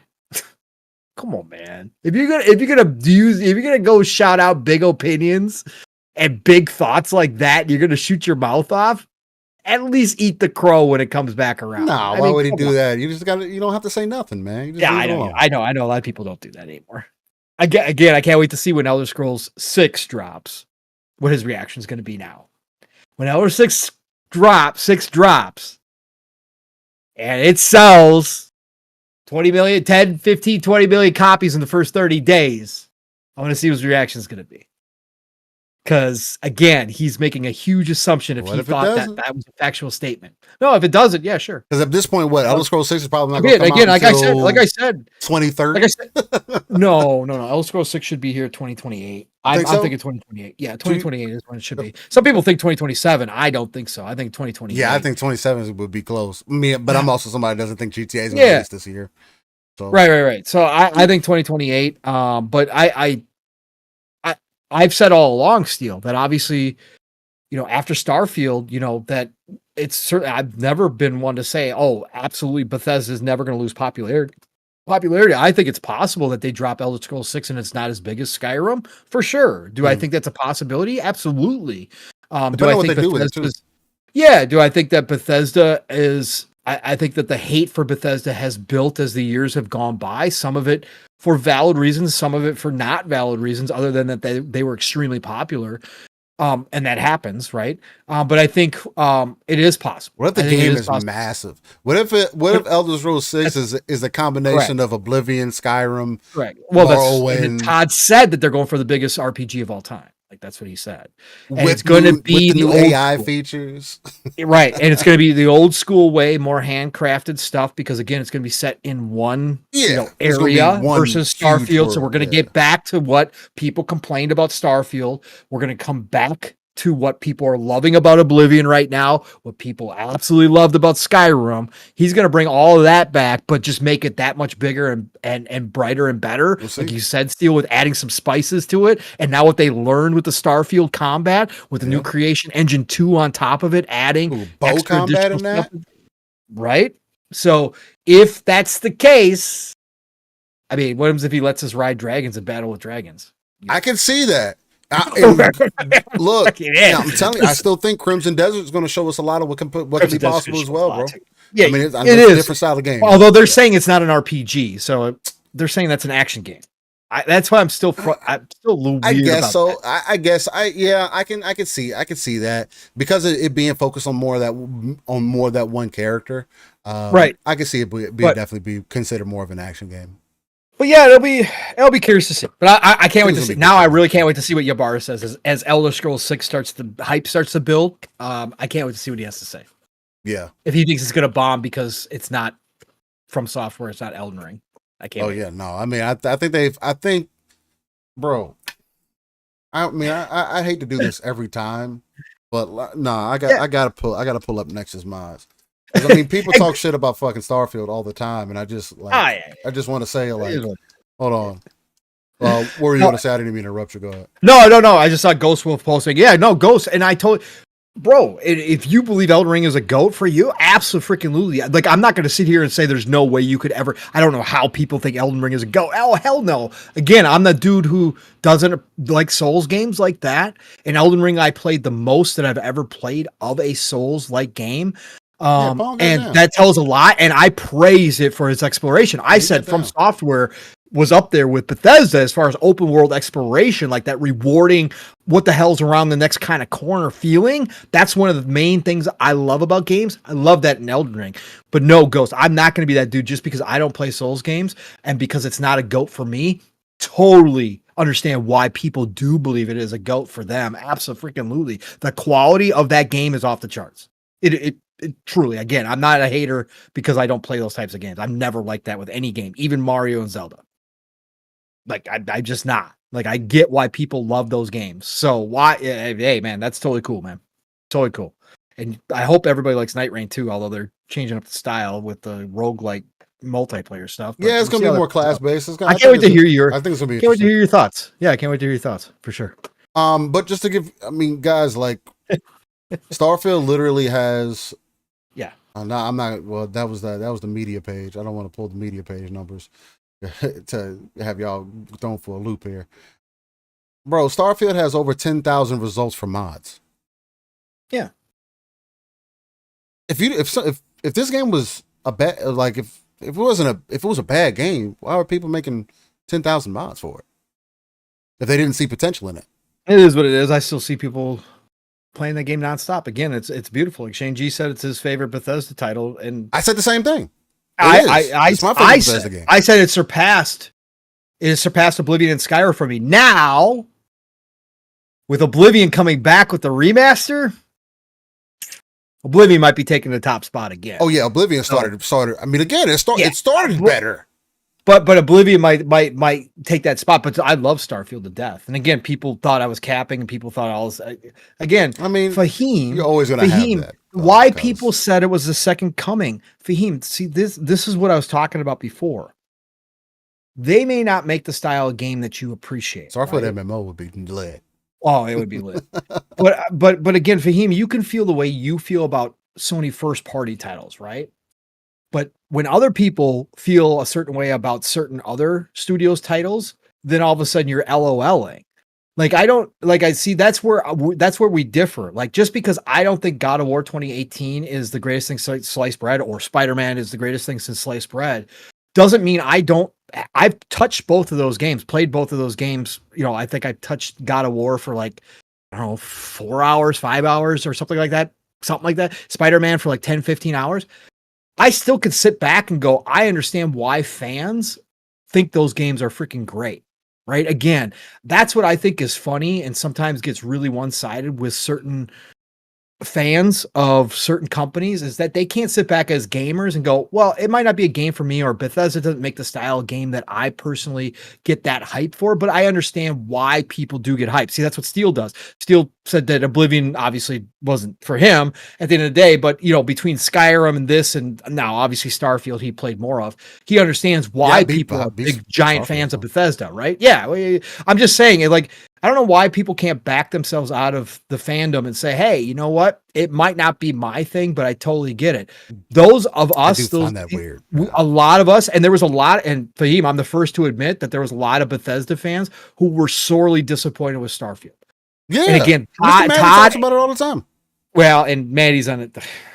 I mean, to each their own, but it's his feelings. But Maddie's again. It's his feelings. I like Maddie, and I got nothing personally against the dude whatsoever. I just think that he's lost some joy for gaming. He's been doing it for too long, and he's to me, it's a personal take. I don't know the guy, but anyways, there was a lot of Bethesda fans that were disappointed, and Todd and the team admitted that they knew that was going to happen. Right, that they knew that was going to happen with Starfield because it was a different type of game than they had made with Fallout, with obviously Elder Scrolls, that it was going to be a different type of exploration, that it was, you know, obviously they were using, you know, they were creating all these planets. It was going to be completely different. It wasn't going to be handcrafted everywhere. They knew some fans weren't necessarily going to appreciate Starfield or like Starfield in that way. And that's okay. Again, that's Druckmann did the same thing with The Last of Us 2. Druckmann said the same thing with The Last of Us 2, right? Do you want to get One Man by Dixie real quick? Why? Pong, I remember your defense of Starfield. Bethesda shouldn't have changed over time. Yeah, they don't have to change. Wait. What is he talking about, though? I like when Nixie does this because I don't know if he's fully serious or not all the time, because he's not always serious. So, Nixie, I defend Starfield to the end of the days. Because again, they were upfront about it, and they said what they were doing. He did say again. Palm does bring up the point that Todd did say that he thought that he didn't think Starfield was going to be for everybody. Yeah, it wasn't going to be. It wasn't going to. Absolutely, and I will defend Bethesda and Starfield because I personally got when I first started Starfield. Whether that's what you should say. Right? I knew right away it wasn't the same type of exploration, and you can go back and listen to my original thoughts. And I said I get why some people were disappointed with the exploration in Starfield, because I had that feeling when I first started. I'm like, oh, this is different.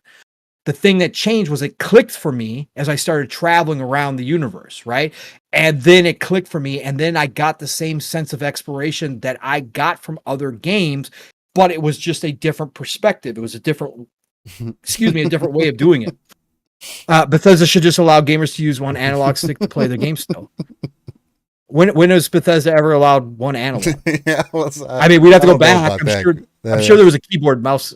I'm trying to think of how far back we'd have to go back for Bethesda to do that. No, Bethesda doesn't have to change. Bethesda doesn't have to change how they make games. And that's my point to Ybarra, is that he's acting like the industry has completely moved on, and that From Software is now kings of the open world RPG with Elden Ring, one open world game that they made, that they changed everything about what people love of open world RPGs. And my point is, oh, hell no. there's obviously, again, Oblivion proves it. There's a whole group of people that still love Bethesda style. So that's all. Oh, you're just kidding. No, and that's what I was saying, Nixie. Yeah, no. I know some of your stuff is half and half, and that's why I always ask is which part is half. It's for the sake of conversation. I like it for conversation. It's all opposite opinions, and you just you can go dive into it. So it's always interesting. Gummy says, I didn't love Starfield, and I didn't like Todd telling us to update our rigs, saying it was our rigs, not his unoptimized game. Nah, that's Todd's a snake oil merchant. He's a snake oil merchant, bro. Todd's a snake oil merchant, bro. He definitely is. It just works. It just works. He definitely is, bro. Because absolutely, bro, the game was unoptimized. You said 60 FPS wasn't going to be possible, and then 6 months later. Well, I don't even think it took that long. We all called bullshit on that. It was 60. Yeah, I was saying that from the beginning. I was like, "There's no reason. Like, what do you mean?" We called bullshit. And then boom, 60 FPS comes out. Not even that. Before that, you got a mod. You get mods that do 60 FPS. I was out here telling Todd before it even launched. I said, Todd, come on, bro. It's 2020. We're in this generation. I said, Todd, have the Todd version of Starfield. Have your Todd mode where it runs at your cinematic 30 frames that you love, Todd, but give the rest of us the option to do 60 or unlocked. You could go back and watch. Before the game even launched, I was giving Todd a hard time about we think 30 frames is the bro, then why aren't you locking it on the PC? Oh, that's right. Because that's not true, Todd. That's not true. So I give my fair criticism to Todd too, for sure. Yeah. But anyways. Ray says the characters didn't click with me in Starfield. The main story was weak in my opinion. That's my only complaint. The only character that was well done in my opinion was Sam Coe. I still like Starfield even though I didn't really interact with Sam Coe like that, to be quite frank, if at all, really. I actually interacted with everybody else, but again, that could just be me playing into the whole cowboy thing. I didn't think him being actual Sam from Supernatural, I should have, just because of how much I love Supernatural, but hey, neither here or there. But I do agree with you, Ray. The main story was the weakest point for me for Starfield. The faction quest, though, fucking fantastic. I just would have liked to see them have an effect on the world, because you do make some critical ass choices, especially when it concerns aliens, that you would think if all the choices that you made actually affected shit, they would have a way bigger impact than it ever did. And honestly, it doesn't have any effect on anything, but they made you feel like it would. You know what I mean? So, and they did really good with it. I really liked it for that. All the faction quests were really fucking well done. Yeah. So I haven't played them. Bro, if there's anything that you get into, like, well, the Crimson Fleet storage, great, obviously. Crimson Fleet. I know. That's the other thing too. Like, that's so weird too, because it's like if you go through the whole Crimson Fleet thing, when you go back through other stuff, it's going to make the story feel even more disconnected because of who you're getting involved with. It's like, right. Like, yo, what is happening with this? But it would have been dope, and that's what I would have liked to see, and that's what like the mod that I have from Skyrim would do. If you go through that faction quest, that it loops back in on your experience. So now when you talk to these other people, you would have a different engagement with them than what I would have had, right? Going to them because you've had bounties on you. You're this like over the top pirate now, like that. Like from the way you talk about Starfield as an example, it's just the universe needs to fear you because you're just about that life. So when you engage with people, there should be that like, oh, I've heard of you. Oh, this dude. Oh, he took out the entire Crimson Fleet, flipped the script on them dudes. And, you know what I'm saying? Like, stuff like that, you know, they end up having stuff like that. So it's what it is. The Freestar UC Vanguard, yeah, bro. Immaculate. All the faction quests are fucking immaculate. 100%. I've never experienced a game where the side missions were literally better than the main game. And people say that about The Witcher. I'll never play The Witcher enough to fucking find out. That's another one. I've tried to play with mods and I still couldn't get into it. I don't know what about it. I get in that open world and it's like, I'd rather just sit here and play Gwent. That's what happened the first time I played fucking Witcher 3.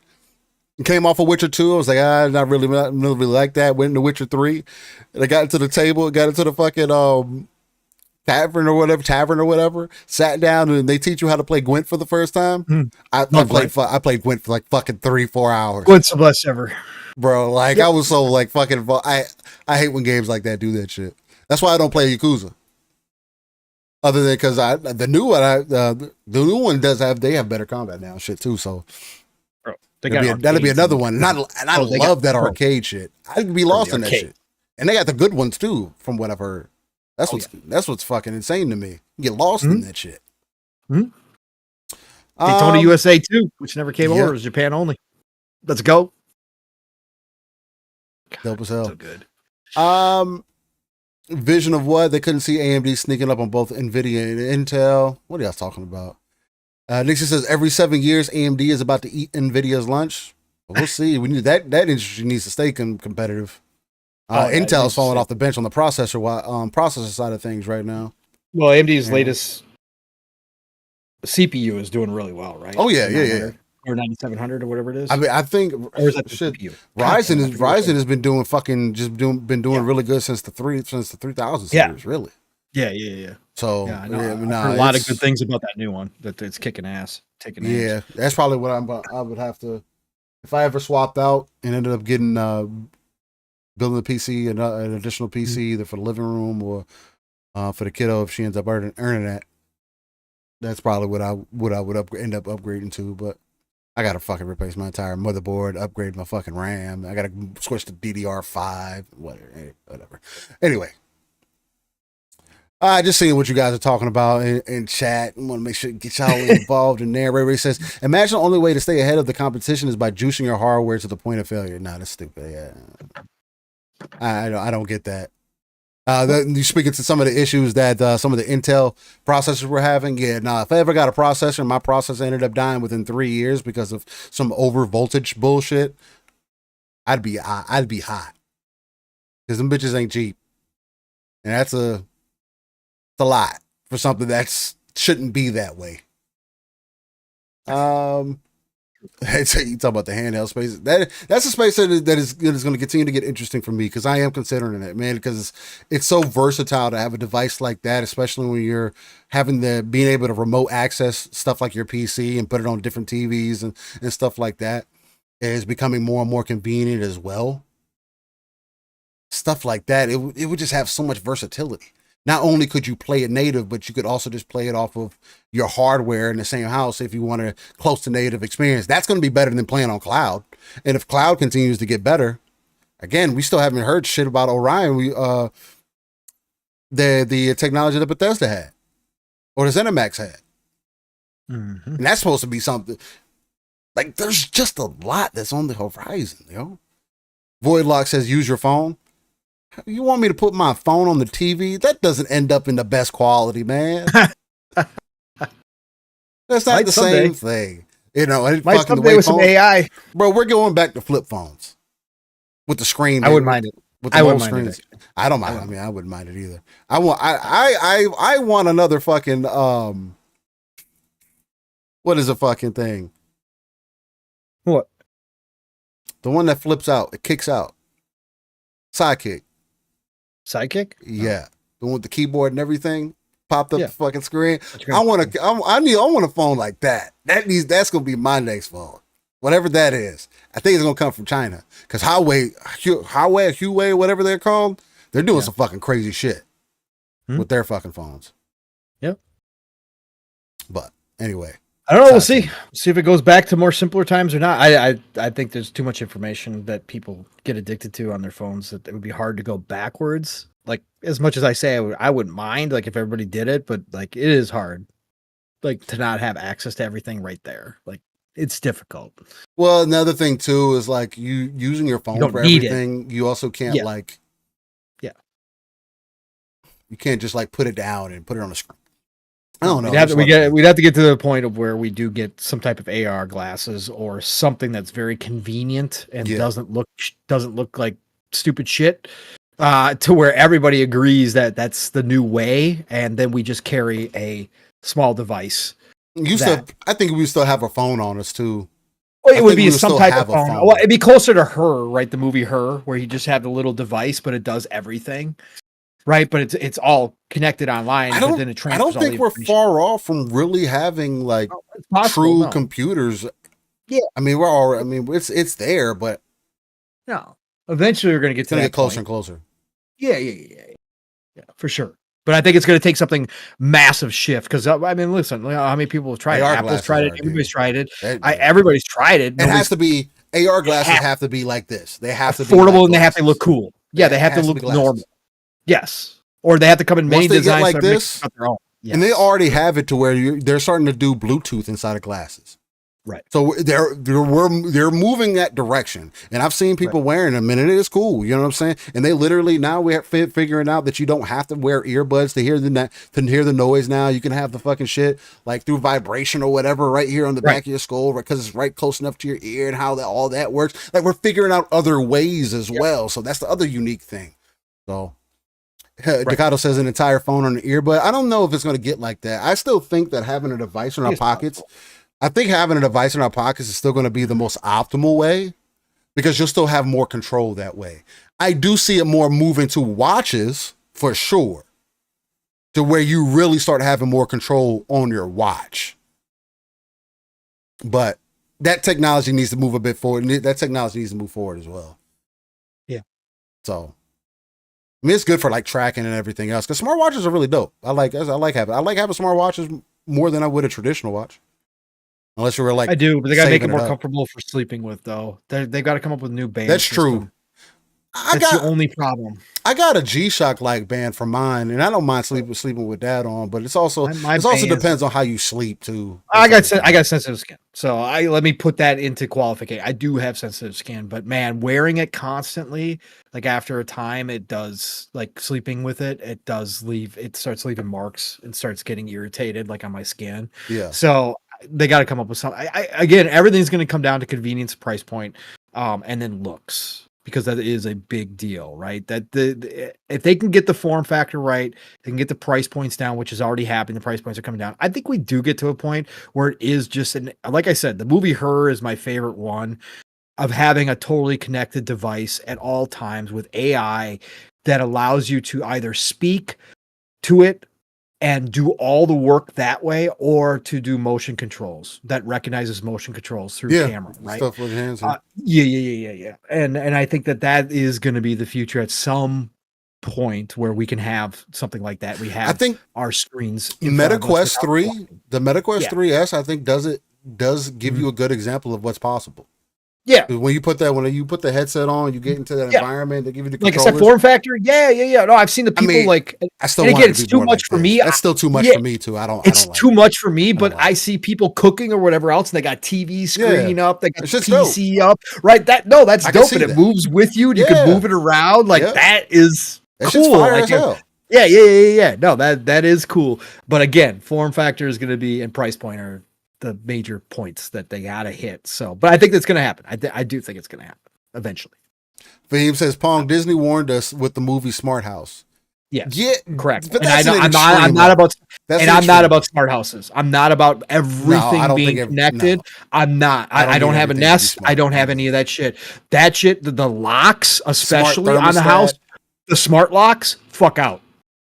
You will never find my house with a smart lock. I will have deadbolts till the day I die. Get the hell. I'm not having no computer malfunction and I can't unlock my house. You can get the F out of here, man. I'm not doing it, man. I'm not. I mean, I'm the same way with cars. I really don't like the new car. I don't need all that. I don't like the idea of them. I don't like the fact that they can shut down. I don't like the fact that, now they're charging you for heated seats if you want, like all this stuff. Like I'm not about that, bro. I'm not about that shit. Subscription services for BMW heated seats. Great. That's fantastic. Yeah, that's the direction we need to go. Nah, I'll just get an older car, bro. It'll be all right. I'll just buy a heating pad for my car. Thanks, bro. We could do that too, but there's a lot of cars you could get that have heated seats that you ain't got to spend that type of money for. Exactly. Really, that will actually maintain and get up, and you can put some money into it and actually be quicker than that. But anyway, ladies and gentlemen, as you can see, this was an abnormal show. we're gonna go ahead and start winding things down here. It was fantastic though, man. We didn't get into this thing in gaming or do the upcoming games or anything like that. As you could tell, we were just knee deep in conversation. Paul he didn't have his usual shows this week, so he was roaring and ready to go. And this week was interesting, Mo. I knew there was going to be some energy. I was hoping to hear y'all on Thursday or at least yesterday. Either to get some more opinions about how people were feeling about Oblivion and stuff like that. Again, because I enjoy hearing about that from y'all, and it's part of the reason why I wanted to go back to Skyrim, because it's like when you get those stories that those games pull out of you by just getting you to interact with them. Again, I'm watching the wife play Avowed, and she's getting towards the end of that. She's really enjoying it as well. No, Fahim. There's a lot of special things there. So yeah. No, and we'll get some of that talk. I'm sure next week when Mav and I get back together, we'll have some more conversations about this stuff, because he hasn't been able to talk about it either. So, but yeah, it is true. The stories that comes out of these types of games, that's the other big part for me still. It's like running your own story. Again, Starfield, I didn't do any of the main missions. I haven't done anything except make myself a space pirate. And that for me is role playing. That for me is the core of these games and why I love Bethesda and other Western RPG makers so much, because they give you that freedom to go create your own stories within the game. Yeah. And I think that's the beautiful part. That's what attracts me to these games the most. Right. And so, yeah, no, I'm sure we'll have much more to talk about. Quick shout out to GOG, by the way, too. GOG, CDPRs. They've got their game preservation program, right? Yeah. And they're ramped it up big time. They got a dream list going. You can go on GOG and you can vote for games to be brought back. They brought back Dino Crisis 1 and 2 out of the blue, right? They brought back Alpha Protocol, right? I'm just naming off some of my favorites. They've done more than this, but they just brought back, if you guys, for old JRPG, we were talking about JRPGs, for old JRPG fans, Breath of the Fire 4, which has not been available anywhere for a while now. They've got it on their store. Breath of Fire 4 is now available for $10 on GOG. So if you're an old JRPG, if Psycho's still listening, brother, I think you still got a computer that can handle that.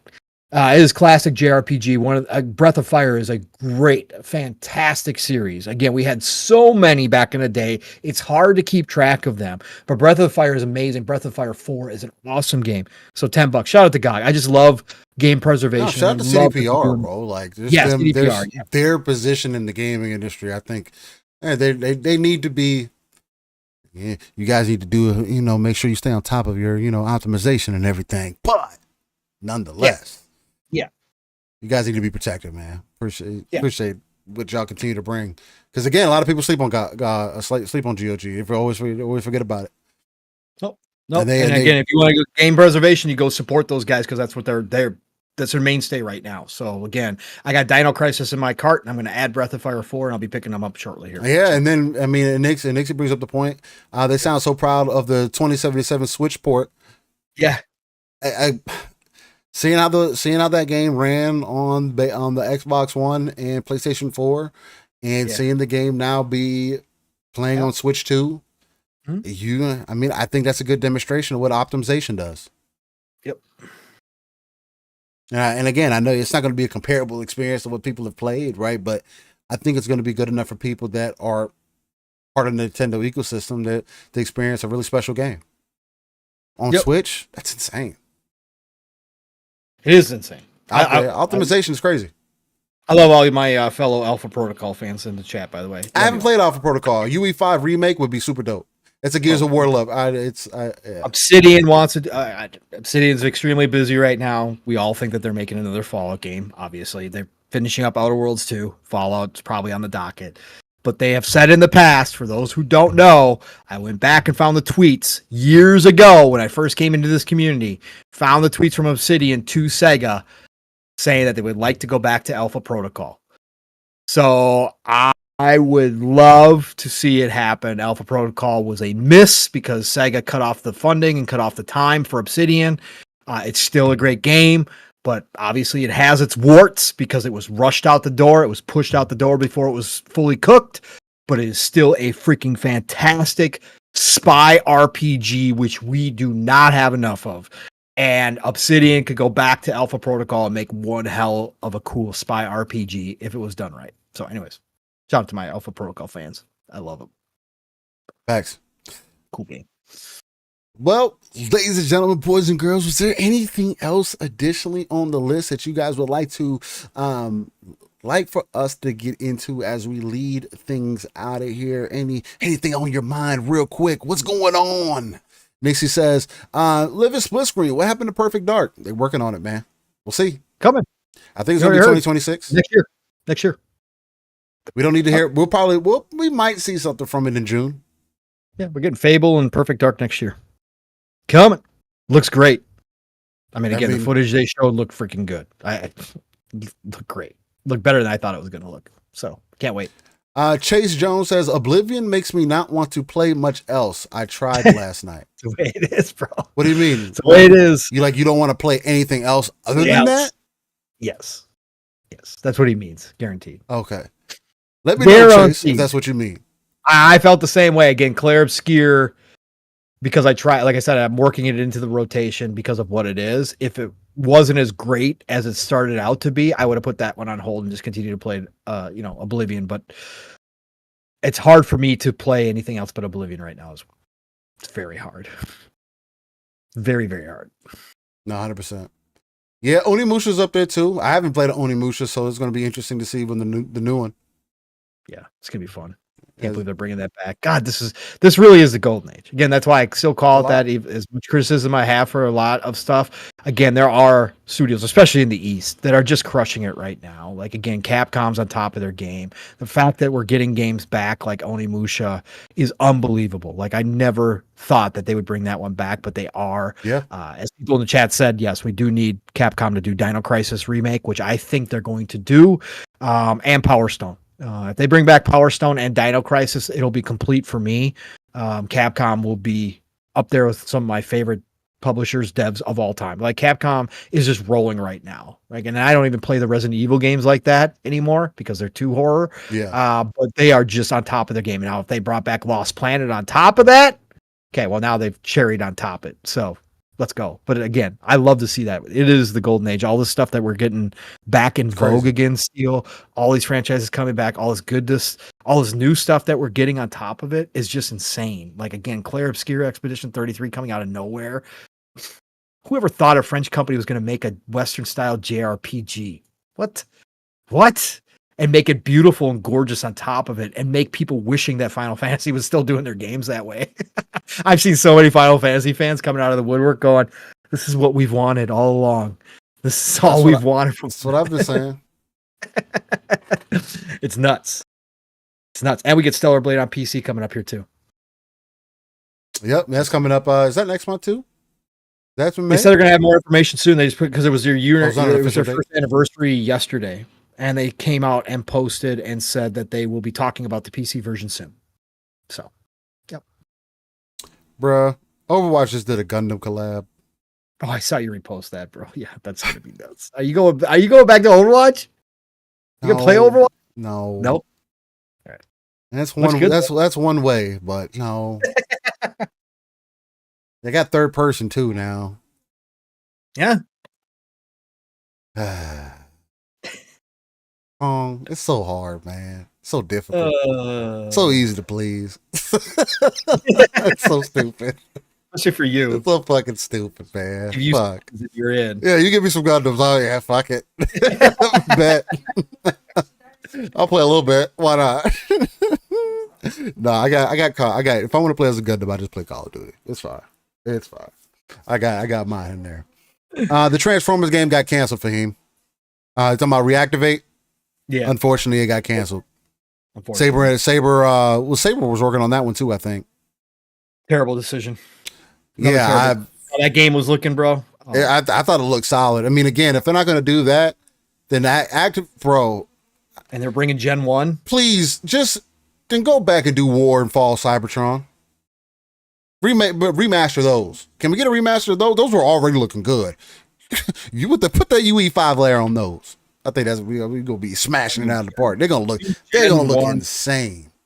A new Gen 1 Transformers game, bro, would have been so, and they had it down. It was looking good. Yeah, it was looking good. Good design. God. Ray says they didn't even share gameplay for it though. No, they did. There was some leaked gameplay, I should say. Yeah, there was some leaked game. There was leaked gameplay, so you got an idea for what to look for. It looked solid, and that was old. That was old stuff. And it was an old build too. Yeah. Super old build. Yeah. Nixie says Gundam Happy Meal and Mickey D still is there before they open. Probably. Got to get a couple of those toys at least. A couple of them. But yeah. I almost thought about going to the theater and see Revenge of the Sith. Almost. Is that something that's happened recently or something? Huh? Is that something that's happened recently? Yeah, they just re-released it for its anniversary. Really? Yeah, the 20th anniversary. It's back in theaters again. Revenge of the Sith. Interesting. I haven't been to the theater in I so long. Yeah. It's been a long ass. It's good to sit down, eat some popcorn, stuff like that. It's not bad. It's not bad. I'm not a single moviegoer guy. Oh, okay. I've done it. I did it for the entire when the new one came out, the whatever. And they did the whole 6 movie. I did that marathon. So I did that by myself. I had nobody that wanted to do it with me. So I did the marathon by myself. That was fun as fuck. That was a long ass day, but it was fun as fuck. Yeah, that's different. But I'm not a lone movie. I know people love it. I'm just not that guy. I don't know. And I don't have anybody that likes those around me anymore. Right. So yeah, you'll be another opportunity for sure. Someday. Be able to go back through the whole entire series. But I like Revenge of the Sith. So I'm one of the ones that did. I liked it originally. So I thought it was really good Star Wars. I like them all. Mm-hmm. Fahim says, Steel Rain, did you see A Working Man? What the fuck is that? A Working Man? Is that a movie? Man, I don't know. I still haven't seen Sinners yet. I still haven't seen nothing. I don't watch movies and shit, man. Yeah, neither do I anymore. That's the whole thing. Sinners looks great. Sinners looks really good. So I guess it also speaks to that some of the stuff we mentioned about South of Midnight, man. Get into the lore shit. Yeah, it's dope. But I just like because it's original IP. No, it is. 100%. It proves the point. Ryan Coogler's a fucking. It's got nothing to do with anything other than go make original IP, man. Make it how you want to make it. I think it's freaking fantastic that it's doing so freaking well, bro. I love it. So I like how they implemented vampires too. Yeah, just from what I've seen. Some of the originality, of it. Yeah, there's some really cool stuff. So happy to see it. All right, ladies and gentlemen, let's go ahead and wind things down. Greatly appreciate y'all coming through on this episode of Living Split Screen. It looks like ever since the move has happened, the connection has been nothing but smooth. No drop frames. Yeah. Everything is phenomenal. You guys are hearing this great. Hopefully the audio is better this week as well. I noticed some inconsistencies last week. It sounded like I was too loud. I also took some bass out of my voice this week as far as like my mic monitoring and stuff goes, because I already have a pretty bassy voice. So hopefully that helped with some people on the listening side of things. I don't know if I ended up uploading episode 183 on audio. I don't think that I did. Either way, if I didn't, you're probably going to have over 10 hours of content to watch from Live a Split Screen whenever I get that uploaded. So there is going to be that, because we did have some excellent conversations last week, as well as bringing back the upcoming games and also This Day in Gaming. Again, we're not going to do those today, but nonetheless, we had a fucking fantastic conversation. We got neck deep into fucking talking about Oblivion. Yep. Me and Paul even was able to go back and forth a little bit there. I think that's always a good time, because it is that new gen to old gen kind of thing, and the different perspectives, and me trying to get into the experience more in the way that I want to get into it. And I think it's just a cool conversation to have. No, either way, as I dive back into it as well. And also with the Expedition, man, because again, game threw me for a loop. I wasn't expecting to like it the way that, or for it to pull me the way that it did. That first, up to the point where you get to that first island, to that island, man, like it tugs on your heartstrings. Gives you, makes you feel away. And I think that's really special. So shout out to the 30-man team that's over there. I mean, I see people talking about shout out to Chase, he was one of them, but I believe it was mentioned the performance on Xbox. They're saying it doesn't feel the greatest. Maybe it needs some more optimization, something we still got to continue to work on, but we'll see how things go. Yobi says still got Fireman and ain't looking back. It's phenomenal. Hopefully I don't have to look back. Fireman's fucking outstanding. It's been amazing. Very minimal issues outside of some Wi-Fi stuff. I don't know what's going on with that, but we'll see. Ghost, appreciate you coming through. Fahim says, oh, and Pong, you were right. I can't stop watching Daredevil. Nah, that Daredevil's phenomenal. I haven't watched the new season, but it's phenomenal. Fahim says, what y'all think of Kingdom Come Deliverance? Pong says he really liked it. I think he played the first game a little bit. He was going to jump into 2, but other games came out. It's not a game for me. I know it's another one of those games where they're like your choices do matter, especially if you're into that. And you don't have to necessarily play the first game to get into it. But people say they've played it and had a really good fun time with it if you're into that time period. All right. We'll see what happens. We'll see if Pong ends up coming back by the time I've wrapped my side of things up. But if you want to follow me, you can follow me everywhere. Steel Rain, that T is a 7. Just type that into Google. It's the easiest place to get all that information. Other than that, I do frequent the streets of X, otherwise known as Twitter, and the Xbox ecosystem, just because it works so well between the PC and the console itself. Every Saturday morning, you can catch us right here on Living Split Screen, a non-console centric platform talking about everything that is happening in the gaming industry. But as you can tell, we also like to put our own personal flair on there. Mainly, we take that RTS approach, try to pull ourselves out of the world, look at the darker crevices of that map, pull our resources together so we can build not only our own foundation, but also the foundation for those potential 2 to 3 billion gamers that are out there. And we also apply the pressure with that ECP, that educated consumer perspective, because again, like I said in the beginning, and I'm going to say again, me and Pong do not work in the gaming industry. We're just 2 dudes with plenty of professional knowledge behind us and plenty of gaming knowledge as well, and plenty of experience between the two to combine some things together there, maybe play a little armchair CEO and have some fun, as we did today. So it's going to be interesting to see how things move forward. Xbox has seemingly catching a stride. Is this the beginning of the waterfall that they were speaking to? We'll see. Can this be consistent? Can they maintain this? We'll see. They continue to give me some things to play, man, and I already got enough. So good stuff. Pong. Great fucking show, man. But get the beautiful people out of here, bro. Love you guys. Yeah, Ghostwolf. I got Kingdom Come Deliverance 2 as well. Jeez, there's so much. There is just so much to play right now. Thank you all for showing up. I hope you enjoyed it. Hopefully you got here a little early today and caught our behind the scenes that turned into more than a pre-show and a whole lot of Oblivion talk and some Clair Obscur talk early on. And then we wrapped back around and got some more of it in. But it's a great way to start the show. And again, I love how we do that. Again, we don't plan this shit out. It just kind of happens naturally. And thank you all for being here, man. You great conversations in the chat. Again, bringing different perspectives, which we do enjoy.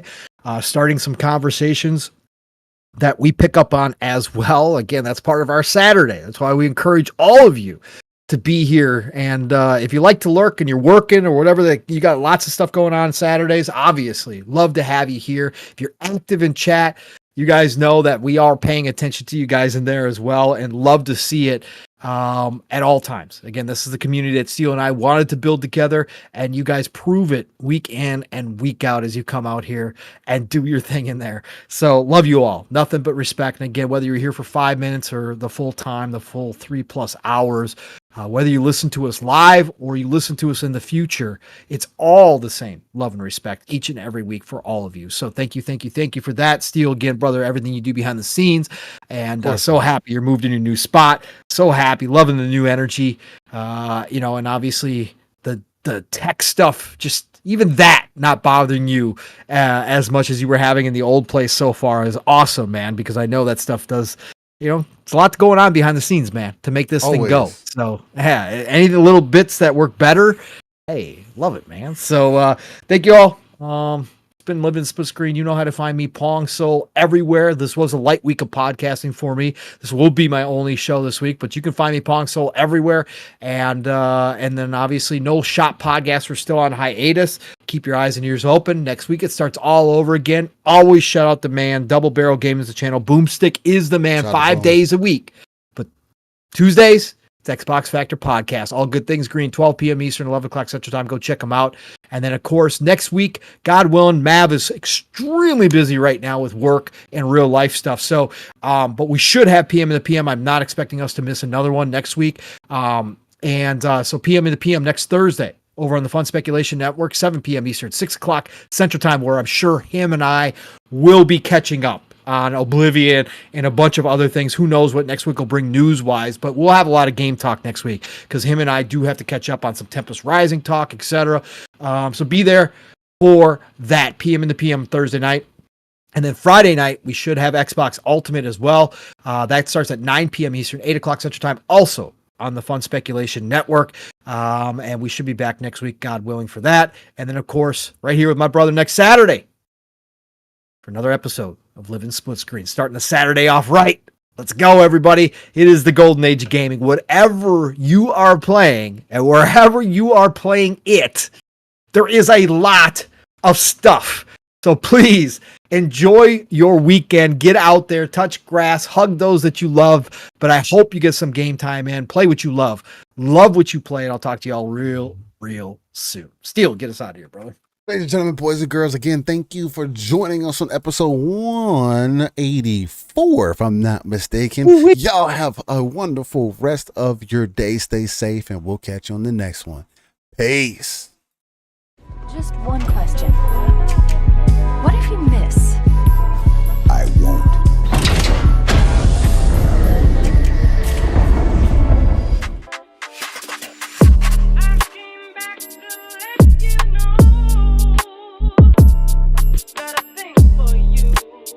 And I can't let go.